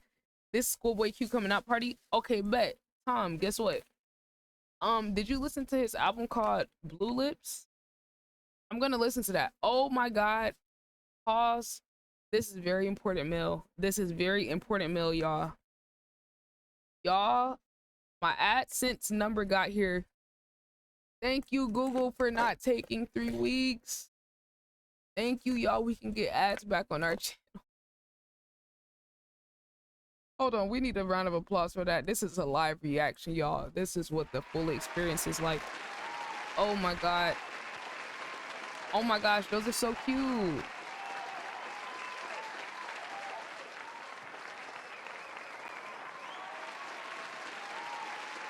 Thank you, Google, for giving me my ads back. Thank you. Thank you. I'm sorry, y'all. We had to take a minute for that, y'all. Ads got removed from my channel because I didn't put some code in and they just sent us the code. Praise the Lord. Praise the Lord. All right, back to this reaction. I like this though. Tom, hold on. I didn't realize how much I like Schoolboy Q. But yes, we are going to listen to his album Blue Lips. So if you guys want to be here for that reaction or check it out, sub to the YouTube channel, drop a follow to the Twitch to come to the stream. I will let y'all know before I react to it. And when I'm getting ready to react to it, I will post it on YouTube. I'll post it on Twitter. So follow my socials, link tree in the comments. All the socials are there. So whatever platform you're on, I'm mostly active on Twitter. But if you come to the stream, you can come to the Discord and be notified whenever I am live. But oh my God, I like this. Like Schoolboy Q, like bro, I didn't realize how much I like his style. Like now I'm even more excited to hear Blue Lips. Her pussy crazy. You fuck Like Every time I'm in my city, I be feeling like his vibe is tough. Like what? And sleep. I like this one. Oh my God, this is hard. I'm too much for these hoes. I'm too much for these niggas. I'm too much for these hoes. I'm too much for these niggas. I'm too much for these hoes. Wayne told me that, and that's just how it goes. Michael Jordan, bitch. Michael Jordan, bitch. Michael Jordan, bitch. Michael Jordan, bitch. That means I'm too much for these niggas. I'm too much for these hoes. Wayne told me that, and that's just how it goes. Oh my God, that song was so hard. Why was that song so hard? Oh my God, that's like top 3 already. Let's go to Ignorance is Bliss because I know that one's for whatever reason they have it second on the album. Why is it so out of order on Spotify? I don't know what's up with that. But we got new lyrics pulled up. I don't know why Genius has not had all the lyrics to the song for some reason. So I'm gonna just look at the lyrics on Google. Let's get to it. Wow, that was a, oh my God, that one's a fire one. I like that Michael Jordan one. That one was tough, bro. That one was tough. Hold on, next one. Ignorance is Bliss. Let's do it.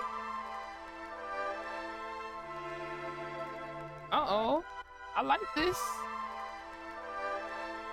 I don't know if this is a sample or actual like his own violin is doing. I like the tone they're setting already. Okay. Lord, forgive me. Okay. Kill him, waist stand, then stand over him, shake his hand, then jump back in that minivan, double back to his block and blam. I ain't backing down for nothing. I'ma back him down like Shaq with this black 223 in my hand. Better pray that this chopper jam like a radio single, man. Police radio signal saying that a one. Wait. Is there a video for this? Hold on, y'all. Hold on. I think there's a video for this.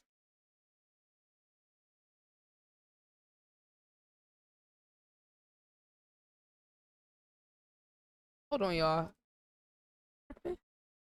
Yes, let's watch the video. You know what's crazy, y'all? I meant to react to this. So you know what? We're gonna do a reaction. Hold on. Y'all, I'm gonna post this separately because I know some Kendrick subs on the channel are going to see it. So let me do a little short little intro. All right, y'all. We are in the middle of the album reaction. If you guys want to check out the full overly dedicated album reaction, it should be posted on the channel by the time this video's out. So we're gonna go ahead and react to Ignorance is Bliss. I saw that there is a video for this a while ago and I meant to get to it. So now that we're here, I'm gonna just pull up the video and check the video out while we look to the lyrics. All right, we listened to the first like 30 seconds. So let's go ahead and let's get like skip to the part where he rapping. Let's do it. All right, bet. Oh, make sure I leave a like, comment, and sub. Drop a follow to the Twitch. The link's pinned in the comments and in the description. Come through, let me know you're from YouTube, and we will be reacting to all the Kendrick Lamar albums. So if you want to be here on stream, follow to the Twitch, or you guys can just sub to the YouTube and you'll be notified when I drop those reactions. All right, he talking on this one. He talking on this one. He talking on this one. Kill him, waist stand, then stand over him, shake his hand, then jump back in that minivan, double back to his block and blam. I ain't backing down for nothing. I'ma back him down like Shaq this. Black, so you three in my hands, better pray that this chopper jam like a radio single, man. Police radio single. My bad, y'all. This sounds like literally signature, like peak Kendrick. Like this sounds very distinct. Say like how the last song Michael Jordan sound real Wayne coded. This sounds like, nah, this just Kendrick coded at this point. This don't sound like him sounding like Lupe or Eminem or Wayne, or this sounds like Kendrick. Like, so you could hear his influence in this album, but you could also hear where he started to carve out his own sound. So that's kind of cool to hear. Saying that a 187 land on your corner, coroners comfort your mama, he's dead the next morning. Hot toasted up with my homies, we drink and smoke marijuana. Want us to change our ways? You see this game we play come from uncles that raised me in Compton. Ask me what I have accomplished. I don't know, I don't have conscience. I just load up and start dumping. No enemies, I'm headhunting. No sympathy, ain't no love when you. Interesting. Okay, I might be misinterpreting this, but how that lyric sounds to me, he said, you see this game we play come from uncles that raised me in Compton. Ask me what I have accomplished. I don't know. I don't have conscience, right? So, you know, when you have no conscience, you be going crazy, right? You killing niggas type shit. You don't have no conscience. You're not even thinking about it. You just killing everybody. So he's using that kind of sense and then saying, I just load up and start dumping on my enemies. You know, they say, you know, dumping is a way of saying like emptying the clip on your enemies, so you letting all your bullets spray. So he's basically using that to get across that anybody that's competition, he's killing niggas on these tracks. He's killing niggas, right?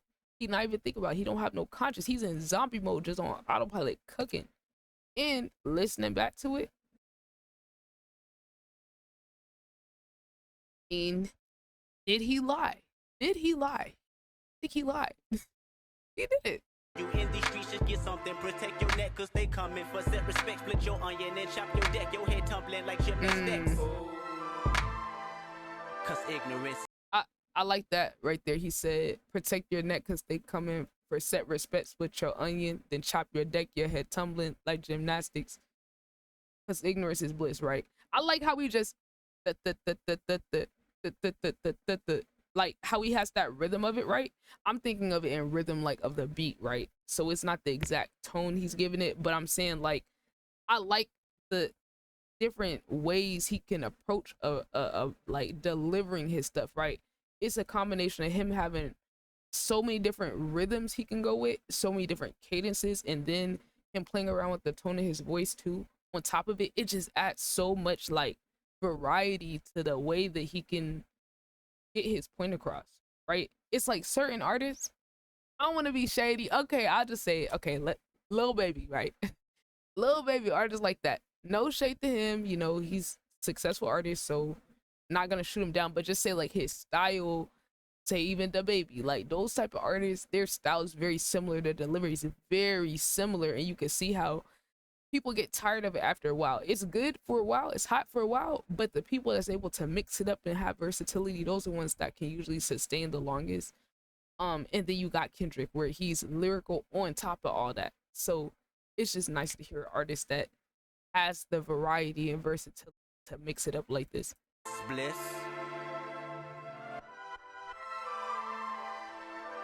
Hold on. Like something, protect your neck, cause they coming for head hunting. No sympathy, ain't no love when you in these streets. Just get something, protect your neck, cause they coming for set respect. Split your onion and chop your deck. Your head tumbling like gymnastics. Cause ignorance is bliss. I like this. I pray that God will bless you in everything that you do. I pray that you will grow intellectually so that you can understand the problems of the world and where you fit into in that world picture. And I pray that all the fear that has ever been in your heart will be taken out. Ooh, what's this? Oh. Ooh. W album promo. Oh, that's it. Wait. Okay, so that was the full song. Bet. Okay. Let's skip. Let's hear the other part of it. Have his talent, no tarot card reading, I'm foreseeing I'ma do me better than your bitch would. Cause you this the hardest shit you heard from Ed. Fan double back to his black and blam. I ain't backing down for nothing. I'ma back him down like Shaq with this black 223 in my hand. Better pray that this chopper jam like a radio single, man. Police radio signal saying that a 187 land on your corner. Coroners comfort your mama, he's dead the next morning. Hot toasted up with my homies. We drink and smoke. You can hear the part. There we go. I have to find the part where we left off. I got it now. This shit you heard from LA this far, and I'm this far from a discharge, but never will I discharge. We all tryna ball, and when I got the rock, I'll dish off. Until that day I pistol whip you poses till y'all pissed off. Then peel off in a hoopty, come back and make these niggas wanna shoot me, and they bitches wanna salute me or seduce me. Indubitably I'm too street, indubitably I'ma do me better than your bitch would. Oh my god. Did he just say indubitably?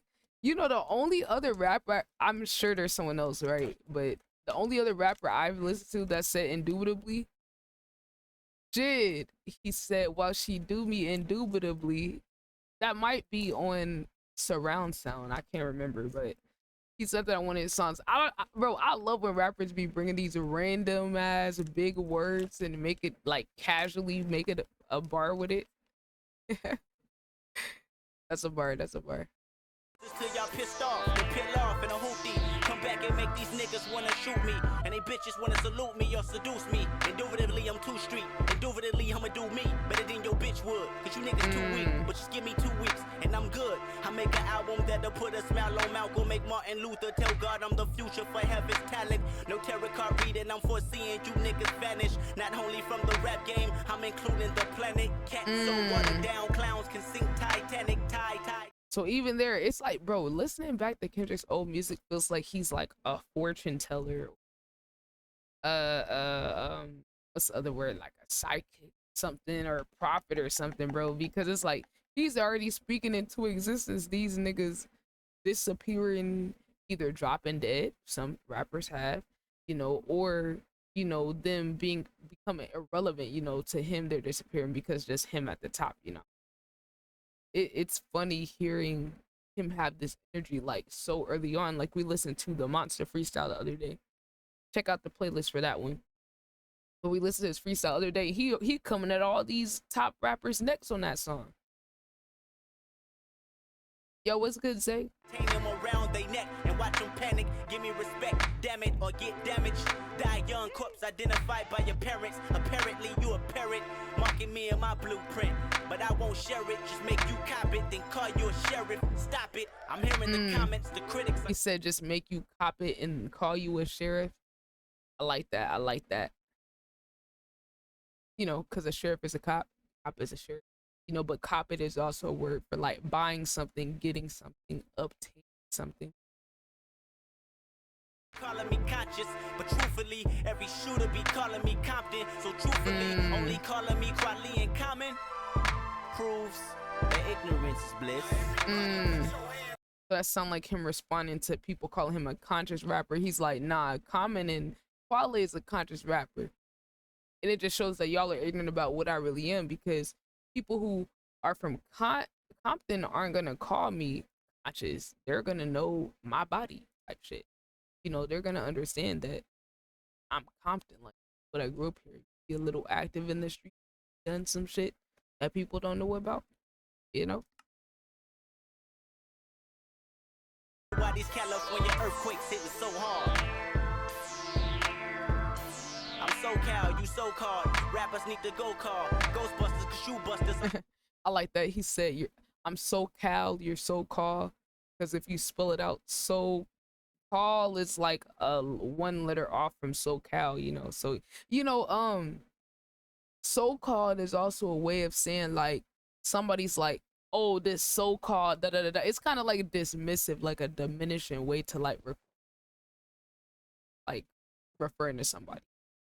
But when I go off, I show up to show out, then show off. You 100% behind me, and if you hard, then wreck your car, then walk up to my crime scene. I remember being 17, wishing someone would sign me. Now the only way these labels get me back is when they rewind me.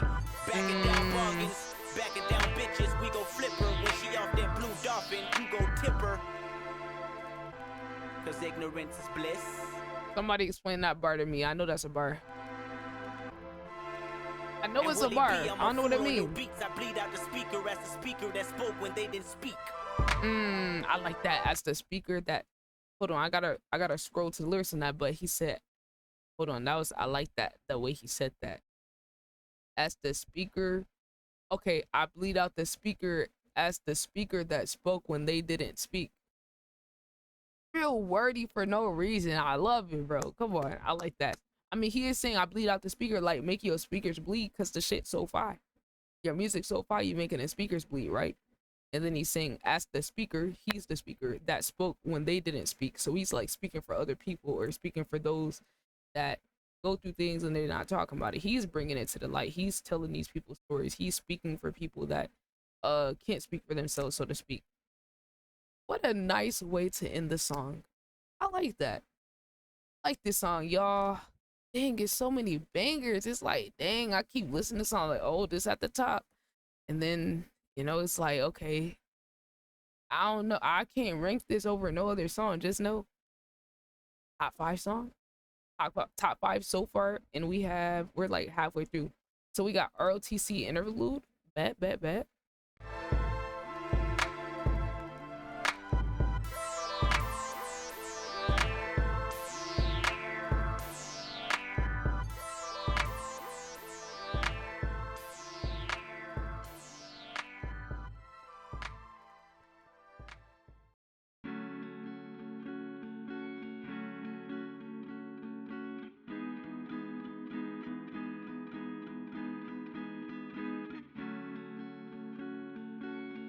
This is me thinking at 4:43 a.m. June 6th. Gemini gang, by the way. Sometimes I wanna say fuck rapping. I need money now. Like, should I start trapping? If what I write down don't collect. Damn, already off the rip, he talking about the stuff I was telling y'all earlier. The reality, see, dudes start flexing and stuff when they get up, right? They start flexing and stuff when they get up. But the reality of trying to be a creative or having your own business is you gonna be broke as hell, bro. It's easy to brag once you get up, and then some of these people be bragging and still don't even be in good financial positions. But it's glamorized for the few that's able to make it, but a lot of people are actually talented and still can't make it, or you're talented and putting the stuff out, putting good music out, but it's just not enough to live, you know? Every moment, then I'm on it, no question. The streets, my niggas is well connected. Let's see, do I cop a pound of kush, promethazine, Okay. and push some E? Oxycontin, have me laying on soft cotton when I sleep. This is deep as the abyss, I'm not just rhyming on the beat. I be in I like that. I like that part right there. He said Oxycontin have me laying on soft cotton when I sleep. That's a bro. Okay, I haven't had Oxycontin, but I have had like surgery and had to get some what's it called? Whatever the lower end of the opioids is, and I hated it because it made me feel out my body. And the way I always describe it was I felt like I was walking on a cloud, like I was there but I wasn't there. I hated that feeling. And it's also very addictive too. It's weird. It feels weird, but it's like at a certain point your body starts to get used to it and then wants it. That's why it's so fucking addictive, right? But that's why I thought that the way he described it was interesting, because I haven't necessarily heard anyone else describe what it's like to be off of the opioid pills. But that is kind of it though. It says have me laying on soft cotton while I sleep. That is how you feel though. I like that though.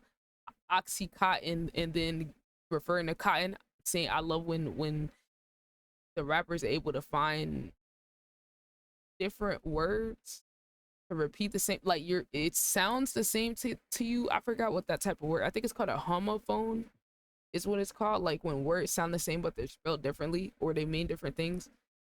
I love when rappers are able to find those words, right? Oxycontin, and then me laying on soft cotton. You know, he's saying two different things, but it's like it's a way to get away with repeating the same word or the same sound without it necessarily, you know, say if someone rhymed blue with blue, you come on, bro, that's not a bar. But if you say oxycontin and then soft cotton, that is a bar. It is a bar. It counts when you're able to use a different word, even if it sounds the same. In the rocks like Flintstone feet. This is me, frustrated, battling my own evils. Finna saddle up that work across Ohio in a geo. Or should I say the energy picking up a little bit. One day it flourished to a kilo. Track record of a hustler, rather records on a needle, making music. Clocking fast bank like a shot from Patrick Ewing. My nigga, what you doing on these corners wicked? I thought you had a show. Well, my nigga, I guess I did it. I like that bar right there, basketball reference. He said clocking fast bank like a shot from Patrick Ewing. Ewing was a guy that played around the basket a lot, and a bank shot is a shot basically where, say, shoot the ball or layup, I guess technically could be a bank shot too. But you shoot the ball and it hits the back of the backboard before it goes in. That's a bank shot, and good players are able to find all these different angles on the backboard to bank the shot in. So it's like it's just a specific type of shot, right? So I gotta explain that because I know everybody don't know basketball. It's doing easy money sounds tempting, especially when your homies pushing V8 engines. 22 on 26's Range Rovers rolling up 354 ounce of fire. Hope I got enough. This industry. I like that. He said, "My nigga, what you doing on these corners whipping? I thought you had a show. Well, my nigga, I guess I didn't. I'm trying to get this dough, and easy money sounds tempting." Hey, this is something a lot of rappers or people in general, you know, you start to really like, bro, I don't want to get my dreams up. So if I gotta do something illegal, or something that I don't want to do to make it happen, I'm gonna do it. And some people that's drugs, other people that's other stuff, right? You know, but it's that feeling like seeing other people progress. You know when you got something, but you're not getting paid what you need to get paid to live and do the thing you want to do. That's how it is at first. Like everybody has to go through that stage, but a lot of people don't want to support you through it. A lot of people can't see the full extent of where you can go, because it's like you got stuff to take care of right now, you got stuff to take care of at the moment, and your dreams and your talent ain't paying enough, so you're gonna have to find another way to, you know, make money to sustain yourself until you can want to go for real. Calling my bluff, I need a new solution. Curve serving, no, I might be in your store boosting. 211s with Mac 11s. That might be your store boosting. Don't wanna be pun, don't wanna be big, don't wanna be pop. Just give me your funds, aka everything that you got. Or everything. So he's saying, hey, I might be in your store boosting. Boosting is like when you taking stuff from the store, reselling it and stuff, right? You stealing stuff and reselling it. That's boosting. And then he's like, 211s with Mac 11s, like fuck hip hop, don't want to be pun, don't want to be big, don't want to be pop. Just give me your funds, aka everything that you got, right? So we're getting everything shot for nothing, right? So he's saying he will either be in the streets or stealing some shit, slinging some shit to make ends meet, and it make him want to say just forget rap, forget hip hop altogether, bro. I gotta find a way to survive in this shit. So it's like if I gotta, you know, be robbing niggas out, you know, I'll do that because it's like that's the environment he comes from. It's like this is the reality of it though. Shot for nothing, leave you in shock, coughing up blood and mumbling. Watch the plans of a young man sponsor. Moving grams like relocating your mama's mama. Then expand to the Hoover Dam. I like that bars. Moving grams like relocating your mama's mama. You know, grams is another way to say your grandma. So it's like, but moving grams is like moving grams of some type of drug, right? Be some weed or something. You know, he's saying moving grams like relocating your mom's mama. Bars. To germ, contraband, they yearn for the butt neck. Fuck a first versus getting that off in 30 minutes, 6 seconds. I disperse to the world of unruly, where I put the mic down and pick up a sack and a toolie. If you knew me, you know I always had a passion for riddle and writing. But lately I've been thinking about taking chances to brighten my future financially. So please don't be mad at me. I gotta do what I gotta do, no shit. So I tell my nigga front me, let me put it on the strip. They give it back when I think about the consequence. There are times Right. when you need someone, I will be by your side. Oh, darling, 'cause there I feel like all these vocalists, you know, I feel like we don't hear a lot of male vocalists on the chorus and hooks no more. But that was a very 2000s coded thing to do. chances, chances, chances. Before they pass, they pass, they pass. Pass me by. Oh, darling, you've got to look at the I like this guy's vocals. He's doing a good job on this. ROTC. That was an Right on interlude. time conscience. Okay, thoughts on that one? Love that last one. Love the instrumental. Love the production. That was amazing. I love that one. Dang, bro, he ain't got no misses on this thing, bro. He don't have no misses. Every song's a banger. Every song's a banger. Like, bro, the way that this is like his first like official project is crazy. Like he sounds so polished on this. All right, next song, Barbed Wire. Okay, Barbed Wire, no features. Oh, no feature, Ash Riser, the singer, and Soundwave produced. Nice. Let's do it. Okay. One time. All right. Report live. Compton, California. Okay. Reporting live. Okay.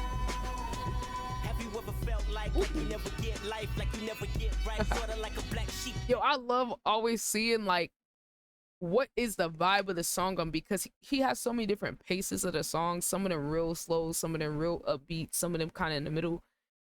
But like you never know what kind of track Kendrick is gonna get on, bro. Okay, so I see this was a little more upbeat. Bro, I don't know. I like Kendrick on all the songs. I don't have a favorite, but I definitely like Kendrick on the upbeat songs like this. Down, backing out your dreams like some bad sleep, chasing for the win, but you never win the track meet. Oh, what a cold world for a broke nigga. It's bitter, and life's a bitch, don't hit women, so I bit her. I struck enough pain, let her know I wasn't plain. I was so sincere, like Nas' first name and better. They tell me it's very difficult to see 25, and if I survive, I probably would have selling. My opportunities are low because my brown complexion flows in the ghetto rather in some hills like Giuseppe's. They walk. Bro, I don't even want to do a lyric breakdown of this, bro. I just like the flow he has right now. He sounds so confident, like he's sliding on this shit, like slide on this shit. But I am reading the lyrics. I did think that line was interesting right there. He said, "Life's a bitch, don't hit women, so I bit her. I struck enough pain to let her know I wasn't playing." That's another one of the examples of Kendrick doing like the words that sound similar. Like I struck enough pain to let her know I wasn't playing, in the way he said it, you know. Because if you say like playing, it doesn't, you know what I'm saying? So that's another example of him playing around with the pronunciation of the word to get the rhyme across, which he's S tier at that, and clearly was S tier at it all the way back then. But nah, that's interesting. Interesting. Okay, I like where he's going with this though. I'm reading the lyrics. I like the lyrical content of it. it sounds good, but like he's talking though. They tell me it's very difficult to see 25, and if I survive, it probably would have selling. My opportunities are low because my brother. And if I survive, it's probably with a celly. Yeah, that's another thing. You know, okay, I don't know if Kanye's the first one to set this. This might be a thing that was already in hip hop, but when we listened to College Dropout, there was a little line where Kanye's like, "You wasn't supposed to make it past 25. Jokes on you, we still alive," right? And then there was a song where J. Cole said, he was like, "We wasn't supposed to make it past 25, but jokes on you, motherfucker, we alive." So he interpolated that. And then this is Kendrick's version of it. So it's like how I listen to 3 different songs, they got the same vibe, but they all delivered in a different way. That's the beauty of rap. You can say the same thing as somebody else, but you say it a different way. Bro, this is tough. What the hell, bro? Is he gonna miss on this thing, bro? Is he gonna miss? Is he gonna miss? Float in the ghetto, rather in some hills like Giuseppe's. They want me unemployed until I hit the streets, fulfilling voids. A broke deep boy selling weed, fucking up my prestige. Till I live with the blues, BB King or the neighbors of Snoop. That's why I'm in the club like fucking dog. They say it's only one life. And if you say I can't live comfortable, I'ma tell you that's a lie. Ooh. Lie. Shout out to the singer in the back. I hear her background vocals. She going crazy. Well, both of them actually. Ash Riser and Lori Joe. Hey, y'all doing y'all thing in the back, really adding to the vibe and the aura of the song. So while I hold this bottle, what's a rock with a handful of ass? Celebrate the very day that I get past. I like that. Okay, I'm understand the barbed wire thing. That's what it's like to try to overcome the circumstances of the racial things, the systemic things, beating the odds, trying to make music a career and get paid off of it enough to live. It's like trying to get through barbed wire. You're going to come out with some scratches and cuts and shit, you might not even make it. I understand. Get what he's saying now. Will he miss? Short answer, no. Long answer, no. Hey, bro, this man is in his bag right now, bro. Why is this so hard, bro?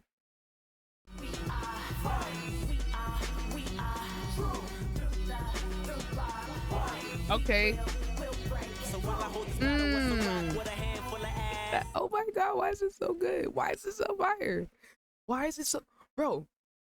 It's too many good songs, bro. This is OD. No pun intended. No pun intended. I literally, as soon as I was saying it, I was like, that's the name of the album. I'm like, that's the name of the album. No, this is actually OD. Like, he's kind of going, like, you shouldn't be able to have this many good songs in a row. Like, you should not be able to have this many good songs in an album. And then your first album at that, like, what? Like, the concepts, the storytelling, the features he got on here, bro. Like, this discography, his discography is untouchable, gang. His discography is, Kendrick doesn't have one album that's a miss. Do y'all really, like, do people understand that? Like, this nigga literally has a case to be the GOAT. Like, he actually has a case to be the GOAT. Like, he actually, like, he does not have one flop. Even the Untitled Unmastered, which I might gotta re-listen to that. That's not even a flop. Like, bro, do people understand how untouchable this man's resume is for real? Like, I didn't understand all the way because I'm just not listening to it, but shit, like, damn. Celebrate the very day that I get past. This is fire, bro. Have you ever felt like you never get life, like you never get right, sorta like a black sheep trying to get away from the world stereotype? Barbed wire got a barricade on your destiny. She desperately need some inspiration. See what the people saying. She go have a baby, then flee from her education at the age of 16. Credit card scam scheme, see a scar on the eye, boyfriend brutality. So it's like, so now he giving like a female perspective of it, right? Yeah, he's giving the female perspective of what it's like to be within the barbed wire, right? It might look differently for a woman. An abusive boyfriend, not going to school because she got a child, like, you know what I'm saying? It might result to scamming. Like, I like that. I like that he's adding another POV because, man, like, bro, the depth of his work is just like, that's why this reaction is gonna be so long, you know. And if you're watching up to this point, definitely leave a like and leave a comment. Let me know you're still watching, because this, but I can't cheat y'all on these reactions. I can't just try to reduce my actual thoughts down. Like, I'm gonna put these all out separately and then put the full reaction out, right? So we can get people that, you know, listen to the songs alone and then the albums too. But nah, bro, you can't skip through this and just like gloss over it. Like, you can't do that with this type of project, bro. You just can't. You just can't, bro. She'll never get by, no how, no way. We're very recipient, property, other state, housing, section 8, corner store, prostitute, the owner about to prosecute. The niggas tell her that she cute. Hood rat trashy, 6 baby daddies, and this baby daddy is new to the family. Chillin' in pajamas, waiting on the first. Fast forward, spilling drinks on the first. That's why she in the club like fuck it though. They say it's only one life, life. And if you say she can't live comfortable, she go tell you that's a lie. So why she up in VIP, pouring Merlot in the glass, celebrate the very day that she get passed. Interesting. I like how he was able to present that, right? He didn't present it in a way that's like necessarily judgmental. He's kind of like, yo, these are things, you know, you tell her she can't live a comfortable life, she can't live a life. Well, that's why she's partying, that's why she's living it up, that's why she or he, you know, same thing for the male perspective, that's why these people cope and do things the way they do. You know, for guys, it might present differently. It might be buying certain clothes, buying certain shoes, buying whatever, spending money, tricking on women. It could be drug, like, for each person it'll present differently, right? He just gave us a female perspective, right? But he's like, you know, kind of giving an explanation in a way of why people deal with things the way they do. On outside looking in, you're like, oh, they're just spending money on this, that. But it's like some people, they want to turn up all the time because it's so hard to make it, you know, through just all the shit they got to deal with, for real. Some people, they always trying to turn up because, like, trying to just appreciate being able to make it through this shit, for real.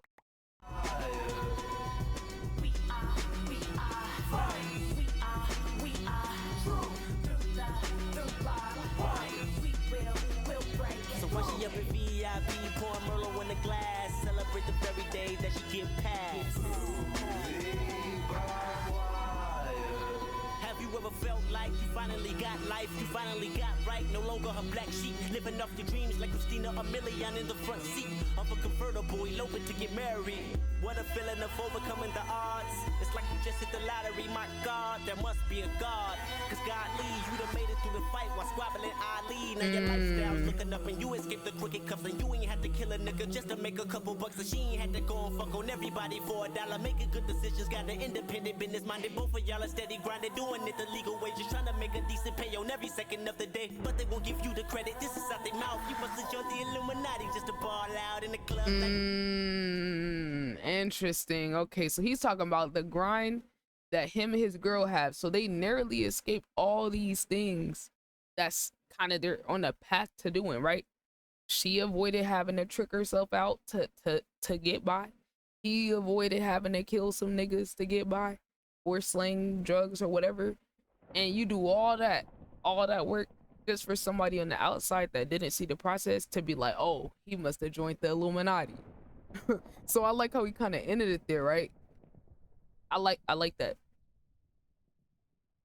no, they say it's only one life. And if you say they can't live comfortable, they gon' tell you that's a lie. So even if you overcame doubt and your living ain't bad, know it's a barbed wire that's always in your path. Just laugh. Then everybody say, cause I won't get caught again. Yo, this is fire, bro. I'm here to stop the trends. You can catch me if you try. Disappear into the night, and I'm gone.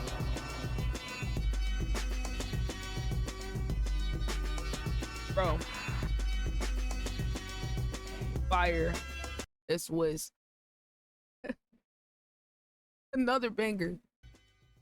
So you Another made it banger, past bro. all the barbed wires? There's one more left. Oh. Oh Lord. But there's one more left and then somebody got shot. Okay. Average Joe next. Okay, that was a banger. I think I said everything I had to say during that one. Banger. I don't know, bro. How many more we got left, bro? Ah man, hold on. Let's see what Spotify says. Spotify says 3. And on here it says we got 1, 2, 3, 4, 5. So shit, we gonna do the full thing. We gotta do it all the way. Even the ones that didn't make it. Oh, I like this beat though. Oh my god. This beat. Oh my god, this beat is so fire. That, like, I don't know, is it fair to say this is like a West Coast vibe? It feels like a West Coast vibe to me. I don't know though. I can't like, not always on point with my regions, but this definitely got like a little West Coast type vibe to it. But this, hold on, this beat got me feeling like, who am I feeling like, child? Hold on. I feel like I'm like in one of them cars, you know, one of them low rider cars they be having in Cali. I'm feeling like I'm rolling down the street with the little palm trees in the summer with this shit bumping in the whip. That's how it feels. I don't know. You know, chat, certain beats and productions just give you a good vibe. And we didn't even get to the song yet, but I already like it, bro. I already like it. Just off the production, bro.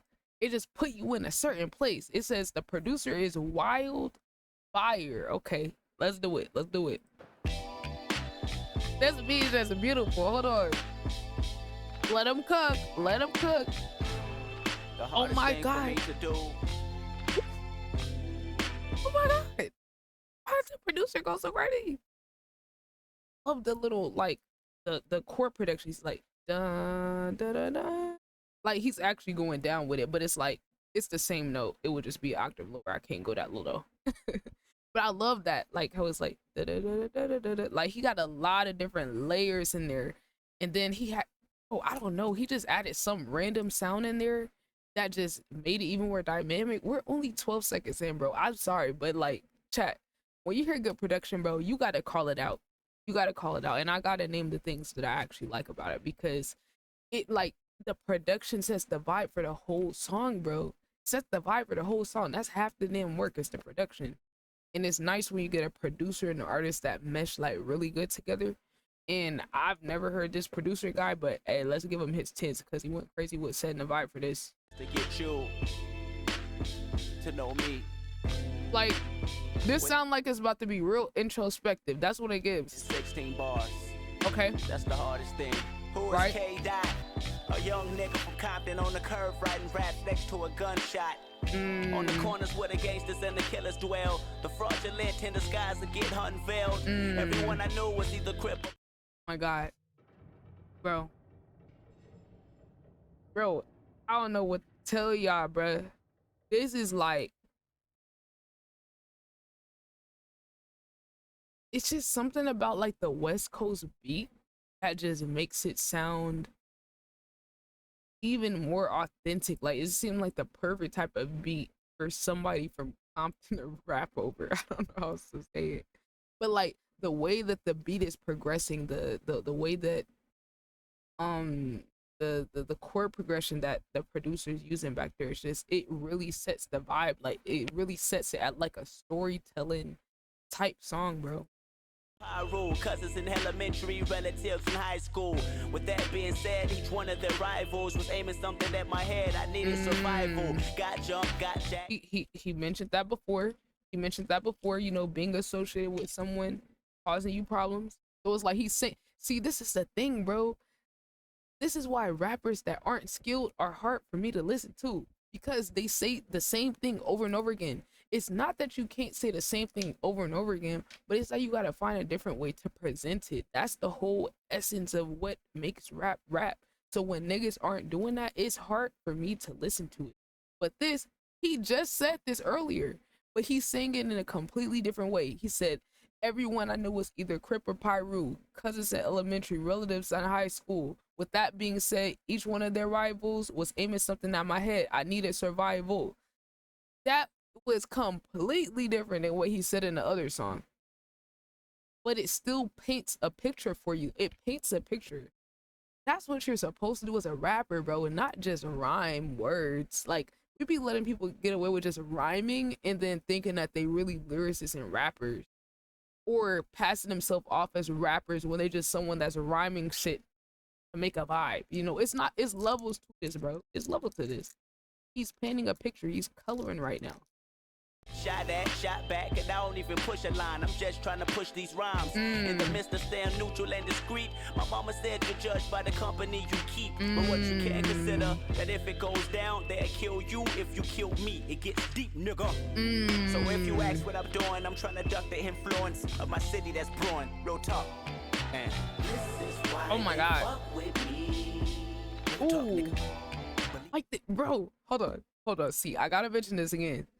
I mentioned this when we listened to College Dropout album review. Check it out, should be on the channel. I mentioned this then, but the rappers that aren't necessarily vocalists, that are like, it's a handful of them that's able to make it sound decent enough for you to listen to when they're singing their own chorus. Kendrick is one of those guys that his musicality is so high that, like, he's able to make it sound good, even though he's not necessarily a singer or anything. He's musical enough to make it sound good, right? And you know, he obviously has other singers on some songs that do the choruses and stuff like that. But I love hearing it though, because it feels so raw, it feels so authentic, right? And I think right here he's in his bag vocally. This is his pocket right here. And then I was also saying Kanye is another rapper I feel like falls in that category where, you know, College Dropout, he was singing on a lot of those, and he's another one that can get away with it. And I would then contrast those two with someone like J. Cole that wasn't as natural. Like, his singing, he tried to do the singing early on too, but I feel like he's someone who had to develop a lot over the years with his singing to get it to more acceptable levels, like where it is now. Like, before, it could be a little hard to listen to. This is early Kendrick. This don't feel hard to listen to. This doesn't feel like, oh, he need to just get someone else to sing this shit. And mind you, I love Cole and Kendrick equally, but it's just like they're clearly at different points in their career with certain abilities, and some people take longer for them to get better. Nicki Minaj is another one who can't necessarily sing, but always like to sing on her stuff. And then you compare her with someone like Doja Cat that just have a little bit better vocals. Maybe you could call Doja Cat a singer. You know, she's pretty closer to the singer spectrum than a lot of other rappers. But it's just interesting how you have all these different people that have their strong suits and abilities. And it's cool to see, like, this is where Kendrick was at during this time, because to me, this is like really solid. Really solid. Differences between an NBA player to a starter to an all-star superstar. Exactly. A lot of these rappers are the equivalent of college players, college basketball players, or dudes that just play street ball. Compared to like a Kendrick, a Cole, a Nas, Andre 3000, Lupe, like all them. Compared to them, they're like college athletes or street ball players or people that just play sports on YouTube or something. This is why they fuck with me. Do what I do, you know. I'm no gangster, no killer, I'm just your average Joe. Know that. One thing you should consider, I'm the realest you know. I was walking across the Tenio Okay. when an unidentified vehicle rolled up, and I was like, hold up. Ooh, he does have a song called Hold Up. I know that. That was on Section 80. I listened to that song. Reaction on the channel, by the way. From how bang, where you stay? West side. That's a Pyro gang to be exact. Well aware they had blue across their hat. Dropped backpack and ran inside of the cul-de-sac. Shots rang out. Hoping to God I wasn't wet. Crossed the crossroads crans and ran inside of the jet. Chirped the homies on the high 95. They said they already knew what happened and meet them outside the garage. Never seen that many guns in my life. I was paranoid like a fiend in the night, but needed revenge. Grabbed the 9-ball, opened up the door and got in. Somebody said fall back. We gon' make these niggas suffer. You my brother like a frat, and that's just to remind you. Thought about that so long, I had felt my finals. Fuck. Damn. But Interesting. See, look, it says, thought about that so long I had to fail my finals. See, I think what he's getting at there is that all these things that's happening in the streets outside of school, he's getting at a larger concept of like how, you know, living in the inner city or in areas with a lot of poverty and crime can impact somebody's, you know, scholastic career, because they're dealing with all these external things that it's hard to focus in the classroom or at home when you got all this shit going on, right? That's why there's a lot more struggle or gaps in the academic success of people that live in areas with a lot of poverty and crime versus people who live in more affluent neighborhoods. So I think that's like a creative way and a good way to kind of explain how those type of things happening can impact somebody that's in school, right? Because a lot of times these students can get dehumanized, or people that come from these different neighborhoods get dehumanized and just, oh, they're dumb, oh, they don't want to be there, oh, they just want to be in the street. But it's like, these are the circumstances they come from, and it has a ripple effect, not just on that one situation where someone's getting shot up, somebody pulls out a gun. That it messes with your psychology, impacts your ability to like learn. It's like, if you're focused on surviving, how the hell you tell someone to care more about school than surviving on their day-to-day? So it's like, it just puts a different perspective on it. This is why they fuck with me. I told you, nigga. This is why they fuck with me. You fake nigga. I'm no gangster, no killer, I'm just your average Joe. You fake. One thing you should consider, I'm the realest you know. I don't do black music. I don't do white music. I do everyday life music. I don't do black music. I don't do white music. I make fight music for high school kids. That's Eminem. Eminem reference right there. I told you I can hear his influence all through this. I can't even remember what Eminem song was, but I know that song. I'm an Eminem stand down.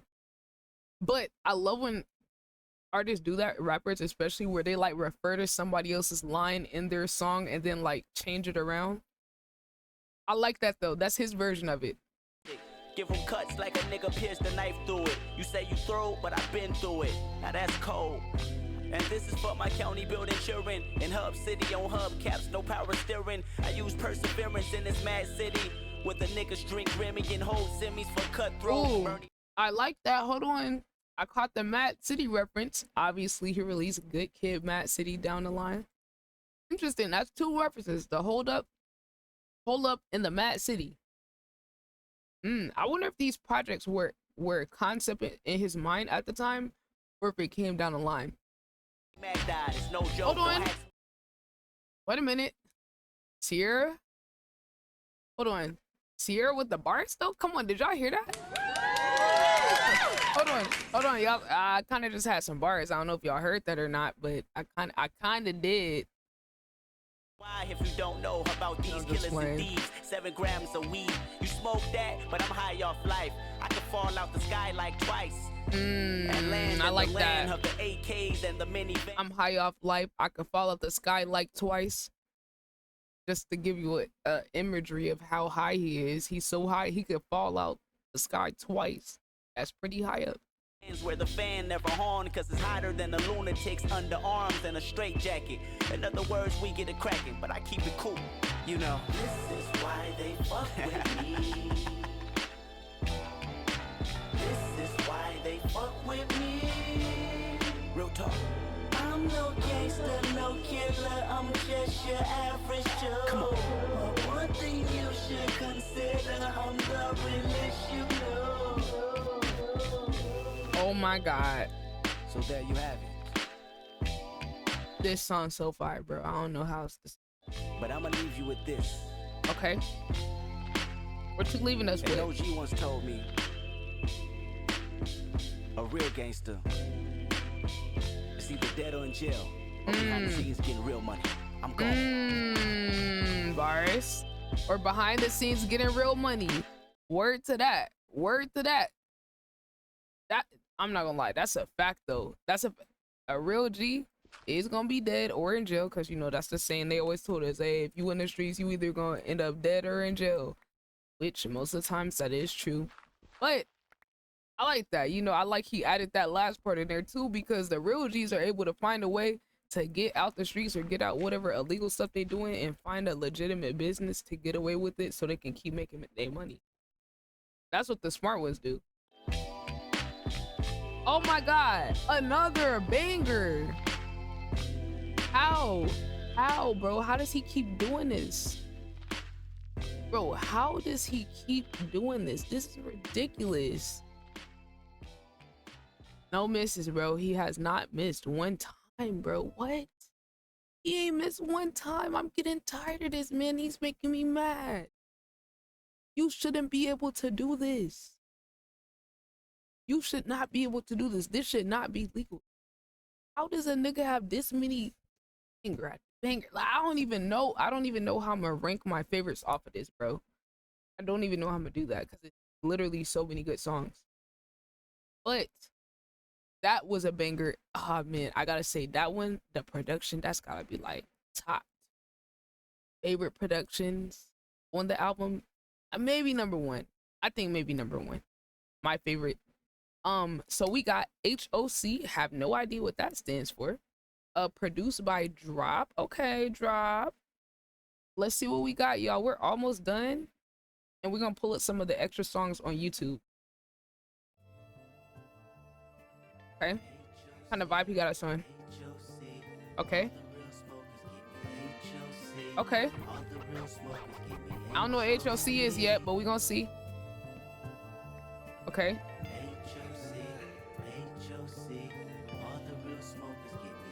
Another. You said that's your favorite song ever. Which one? I'm not gonna lie. Here's another example of Kendrick's vocals, bro. Here's another example of him having great vocals. Everybody know I spit that other shit. Okay. Shit that make you duck for cover shit. Shit that make you hop out your seat and slap your mother shit. Especially when drop. I like that one. I like that. He said, especially when drop. Wait, hold on. Shit that make you hop out your seat and slap your mother shit. That's a saying, like, you know, something so good make you want to slap your mama. It's something that's so good it just drive you crazy. You lose your mind to the point where you gonna slap your mom. That's a little saying. I haven't heard people say that in a while, but that's a reference that people say back in the day. The beat, I drop jewels like my nuts dropped out of my briefs. Jump in the booth to shatter heavy rapper's dream. They jump in the sauna because I killed their self-esteem. Ooh, I like that. They jumped out the sauna because I killed their self-esteem. You know, just in the start they got esteem. I love this beat too. I love this beat. I love this production. It's a jab, you should bob and weave. Like Pam with Martin pull jokes out his sleeve.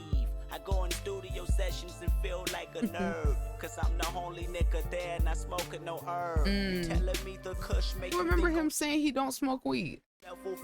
I do remember him saying that.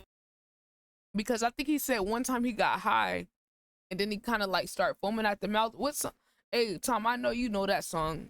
I can literally think of the lyrics of the song, but I can't think of that name. That I can level more. In high school, my teachers thought I was smoking stress. Didn't know my eyes low cause of genetic defects. I stimulate my mind every time I think about the end of time, creation of man and Columbine. Did you think this is some high shit that I broke? Probably think I'm off the kush or the hydro. I don't need to smoke. I don't need to smoke. I don't need to smoke. I don't need to smoke. I really appreciate that you share your endo. But a simple Henny is the farthest I would go. I don't need to smoke. Hey, W boundaries, because some people be so pressured and influenced by other people that they will sit there and just do it just to be like other people. But he said, nah, hey, my preference is, you know, sipping on some of this alcohol. You know what I'm saying? That's my vice. I'm good off, you know, doing all that. I don't need to smoke. I don't need to smoke. Look. Nowadays, everybody think they big chiefers just cause they heard that new tape from Wiz Khalifa. Knowing damn well they can hit the sour. They new booties that probably need baby powder. My skill shower hold for your city for 40 days. 40 nights off the chain like freedom of slaves. Before you get it twisted like 40 gays. Now, hold on. That's how you do a slave bar? Drake, that is how you do a slave bar. Not the whole whipped in chain like American slaves you tried to do on your 4 other dogs. Or Kendrick rap like he trying to get the slaves free. Why is that a bad thing? Hey, when we reference slaves in our music, it's usually in a positive way, talking about freeing them, like Kendrick just did. Not that shit P Drizzy be doing in his songs. The earth, that's not to be appraised. Those the type of lines that I'm talking about. You know the type of rhymes you don't talk about. Copy my session on the disc when the session ends, so my mama can have it and play it for her friends. Brag on me like my son's about to win. Somehow, someday, and I don't care when. I might hit the gin once a month. I'll let you inhale like an atheist. Bet you think that there's some high shit that I... Cause I'll let you inhale like an atheist. I like that. That's a bar. Inhale like you breathe in, but inhale like, you know, Christianity say if you don't believe in God, you going to hell. Bars. Bars. Probably think I'm off the kush or the hydro. I don't need to smoke. It's crazy because this song is about him not smoking, but I could literally hear the smokers listening to this song. Like, this literally sounds like a stoner song, even though he's saying he don't smoke. I think that makes him more fire though. He really just made a stoner anthem for niggas that don't smoke weed. That you share your endo, but a simple Henny is the farthest I would go. I don't even smoke. I don't even smoke. I don't even smoke. I don't even smoke. I'll take you back to the 9th grade when Doughboy had me high for 4 days. Okay. That's my nigga. He a street nigga. Probably in your hood, fucking up your street nigga. But anyway, I think it was some purple. Told me don't hit it hard because it'll hurt you. I didn't listen. I was floating like the Rose Parade. Swear to God, a nigga seen some flying fishes.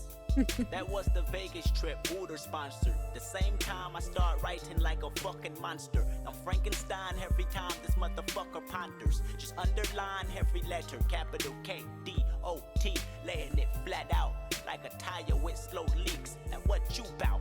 Nothing, huh? Am I square cause I don't puff a square? Are my raps too blunt to hit the blunt? Yeah. I like that.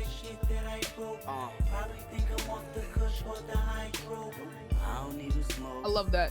I love that. Just, I mean, that's classic Kendrick, bro. That's classic Kendrick. But to me, that's the best part about rap to me is like the storytelling, because he like everything he just said in those lines.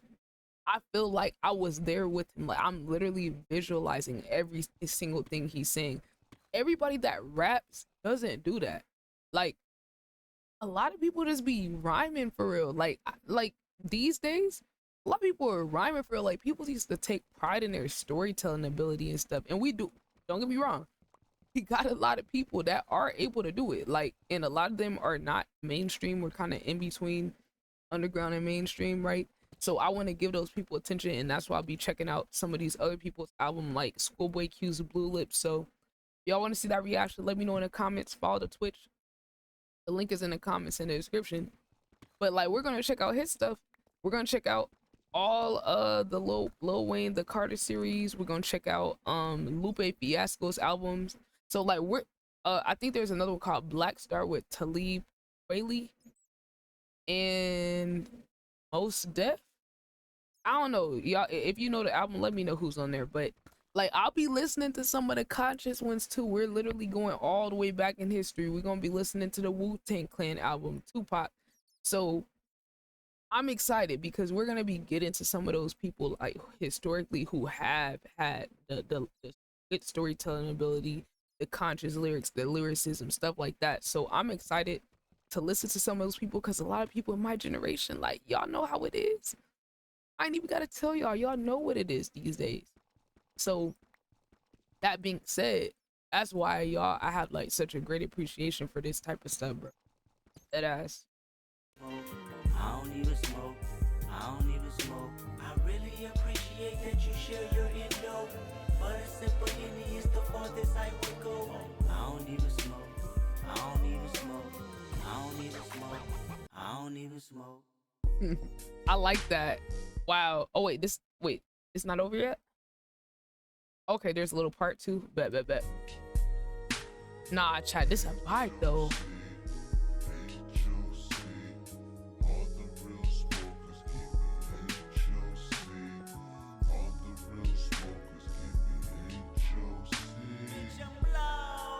Ooh, Diamond.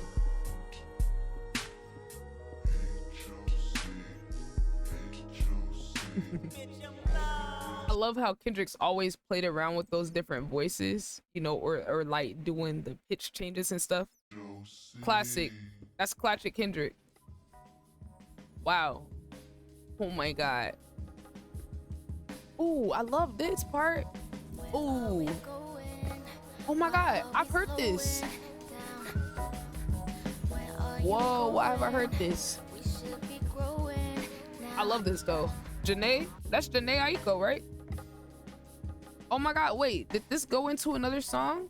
I remember hearing that. Oh wait, was that from the song earlier we heard? Hold on, what's next? Cut You Off? Wow, chat. Last song. Comments on the last song.